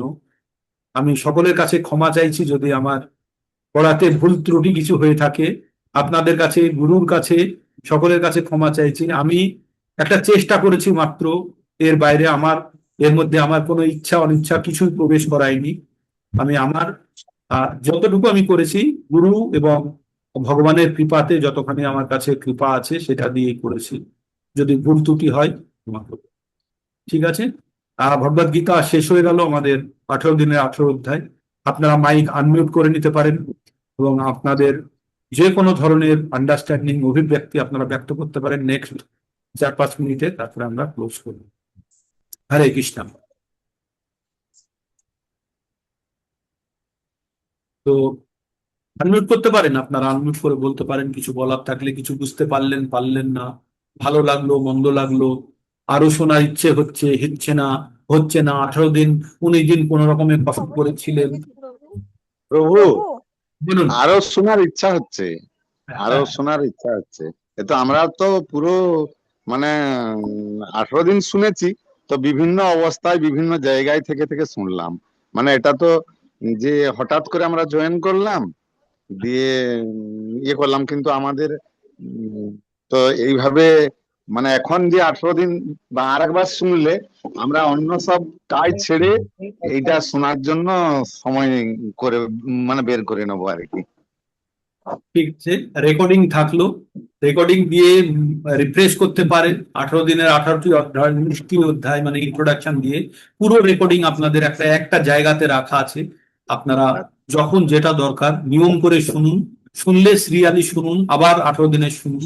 আর নিয়মিত ভগবত পঠন করতে হবে। এই জিনিসটা এমন নয় যে একবার আমি পঠন করলাম আমার জ্ঞান এসে গেল, এই জ্ঞান স্থায়ী হয় না যতক্ষণ না পর্যন্ত বারবার জ্ঞানের অনুশীলন করা হয়। ঠিক তাই আপনাদেরকে আমার অনুরোধ রইল, যারা যতখানি বুঝেছেন ততখানি অর্জন করার পরে পরবর্তী ধাপটা আপনারা ঠিকভাবে নেবেন, যাতে আরো আপনারা বিশদ জ্ঞান আপনারা অর্জন করতে পারেন। প্রভু, যে যে ছোট বইগুলা আছে, হ্যাঁ, ওগুলাই তো শুধু শ্লোক গুলা লেখা আছে, হ্যাঁ, ওটাই বাংলা অনুবাদ করা নেই। না তো নেই। ওই শ্লোক গুলা সঠিকভাবে উচ্চারণ করে তো পড়তেও পারি না। হ্যাঁ, আর তো আপনাদেরকে ওটা বাংলা অনুবাদ বই কোথায় মোবাইলে একটা অ্যাপ ডাউনলোড করে নেবেন, সুন্দর সংস্কৃততে শ্লোক আছে আর হিন্দিতে তার মানে বলা আছে। হিন্দি বুঝলে ভালো, যদি না বুঝেন শ্লোকগুলো যদি শুনতে চান শুনতে পারেন। আর বাংলাতে যথাযথ গীতা আমরা ফলো করেছি, আমি যেটা ফলো করেছি যথাযথ গীতা। ওটা তো অনেক বড় বই না প্রভু, ওটা তো যথাযথ তো অনেক বড় বই। ওটা ধরুন একবার আমি পড়েছি, পুরো বইটা শেষ করেছি, কিন্তু আমার তো কোনো জ্ঞান হয়নি। কিন্তু এবার শুনলেন, এবার তো আপনার বোঝার মধ্যে পার্থক্য এসেছে, এবার তো এসেছে নাকি? এবার হ্যাঁ, তো একটু কিছুটা এসেছে। কিছুটা হলেও তো আপনার মধ্যে প্রবেশ। এইবার আপনাকে, আপনাদের যদি ইচ্ছা থাকে লম্বা 140 দিনের প্রোগ্রামে আপনারা জয়েন করতে পারেন। 140 দিনের যেভাবে পারেন। প্রভু রিন্টু মিত্র বলছিলাম প্রভু। যদি আমাদের অন্য একটা সময় বার করে করা যায়। একজন প্রভুজি একটা কথা বলছিলাম, প্রণাম নিবেন আমার, রিন্টু মিত্র বলছিলাম। হ্যাঁ, বলছিলাম আমি কিছুদিন গ্যাপ দিয়েছি, শরীর একটু খারাপ ছিল, আপনি আমাকে ক্ষমা করবেন। তো আমি আরো ক্লাস অ্যাটেন্ড করতে চাই আরো নতুন করে। হ্যাঁ, ঠিক আছে, কিন্তু প্রভু আপনার 140 দিনের ক্লাসে আমরা জয়েন করতে চাই। ওটা হ্যাঁ। মানে সকাল বেলাটাই পারবো না প্রভু, আমাকে মানে ওই আমাদের একটা অন্য একটা সময় করে দিন। প্রভুজি এই যে সময়টা হয় এই সময়টা ক্লাসটা হলে খুব ভালো হয়। 6টা থেকে নাকি? 6টা। হ্যাঁ, ছটার থেকে। হ্যাঁ হ্যাঁ 6টা থেকে। সন্ধ্যে দিয়ে পরে 6টা থেকে 7টা 8টা, ঠিক আছে প্রভুজি, এটাই সবচেয়ে আর- বেটার। আর একটা আমার লাইন আপ 7:15 থেকে আমার আর একটা ক্লাস চলে, হ্যাঁ 7:15 থেকে ওটা আপনারটাই দেখবো, তাহলে আপনারটা শুনতে 5টা ভালো সাড়ে লাগছে। 5টা থেকে করা সম্ভব? আমাদের 7:15 করে দিন, ওনাদের আগে করে দিন। হ্যাঁ, আমার ঠিক 7টা 15 আমার ঠিক আছে। কতজন হচ্ছে দেখছি, আমি দেখে তাহলে। হ্যাঁ, আপনার শ্লোকগুলোই ভালো লাগছে, আমি আপনারটা শুনতে হ্যাঁ পাচ্ছি, প্রভু, সেভাবে জ্ঞানটা প্রাপ্তি হবে। 7:15 হলেও আমারও ভালো হবে। 6টার থেকে 7:15 হলে আরো ভালো, আমার দোকান সব বন্ধ করে শুনতে পারবো। ঠিক আছে, ঠিক আছে, দেখা যাক। প্রভুজি আমার আপনারটাই একটা ভালো কর্ম লাগছে ক্লাসটা, আপনার ক্লাসটা নিয়েই আমি তো থাকি প্রভু, তবে একটা জ্ঞানটা কর্ম প্রাপ্তি নিয়ে হবে। আছি এখনো, মানে ওইটা ছাড়তে পারিনি, কর্মটা এখনো ছাড়তে পারিনি। ওই যে ছাড়তে হবে না, ছাড়তে হবে না, তবে আমাদের বুঝে নিতে হবে কতখানি করার প্রয়োজন, সেটা বুঝে নিতে হবে। হ্যাঁ, অনেক উদাহরণ দিয়ে আপনাদেরকে, আসলে কথা কি, এটা তো 18 দিনে 1 ঘন্টাতে একটা চ্যাপ্টার বোঝালে অন্য কথা বলা যায় না, এর সঙ্গে আরো অনেক ব্যবহারিক উদাহরণ দিয়ে আপনাদেরকে বুঝিয়ে যখন বলবো তখন একদম গুলে দেবো, যারা এখানে পুরনো আছে তারা তো মোটামুটি ভগবদ গীতা উপভোগ করে, যাদের রেফারেন্সে আপনারা এসছেন তারা এখানে অনেকেই কানেক্টেড আছে, তারা আচ্ছা। প্রতিদিন করে, তারা অলরেডি রিভিশন হয়ে গেছে, কতবার পড়ে ফেলেছে তারা, তাদের তৃপ্তি হচ্ছে না। তাদের এই যে দিলীপ প্রভু এখনই একটু আগে বলছিলেন, দিলীপ প্রভু নিয়মিত, দিলীপ বিশ্বাস প্রভু পুরোটাই শুনে ফেলেছেন, তবু ওই প্রত্যেকের মনের মধ্যে একটা থাকে, আরেকটু বুঝি শুনতে পেলে আরেকটু বুঝি ভালো ছিল। ভগবানের কথাই এমন, এটা শেষ হয় না। হ্যাঁ, সত্যি ভালো লাগছে। আর আপনার ক্লাসটা বেশি আমার দরকার, কারণ আপনি এত সুন্দর বুঝাচ্ছেন কিন্তু সময় করতে পারছি না, সময় একটা ভালো করে করে দিলেন না, খুব ভালো হয়। সত্যি বলছি, জ্ঞান প্রাপ্তি হতো। এই রেকর্ডিং থাকলো।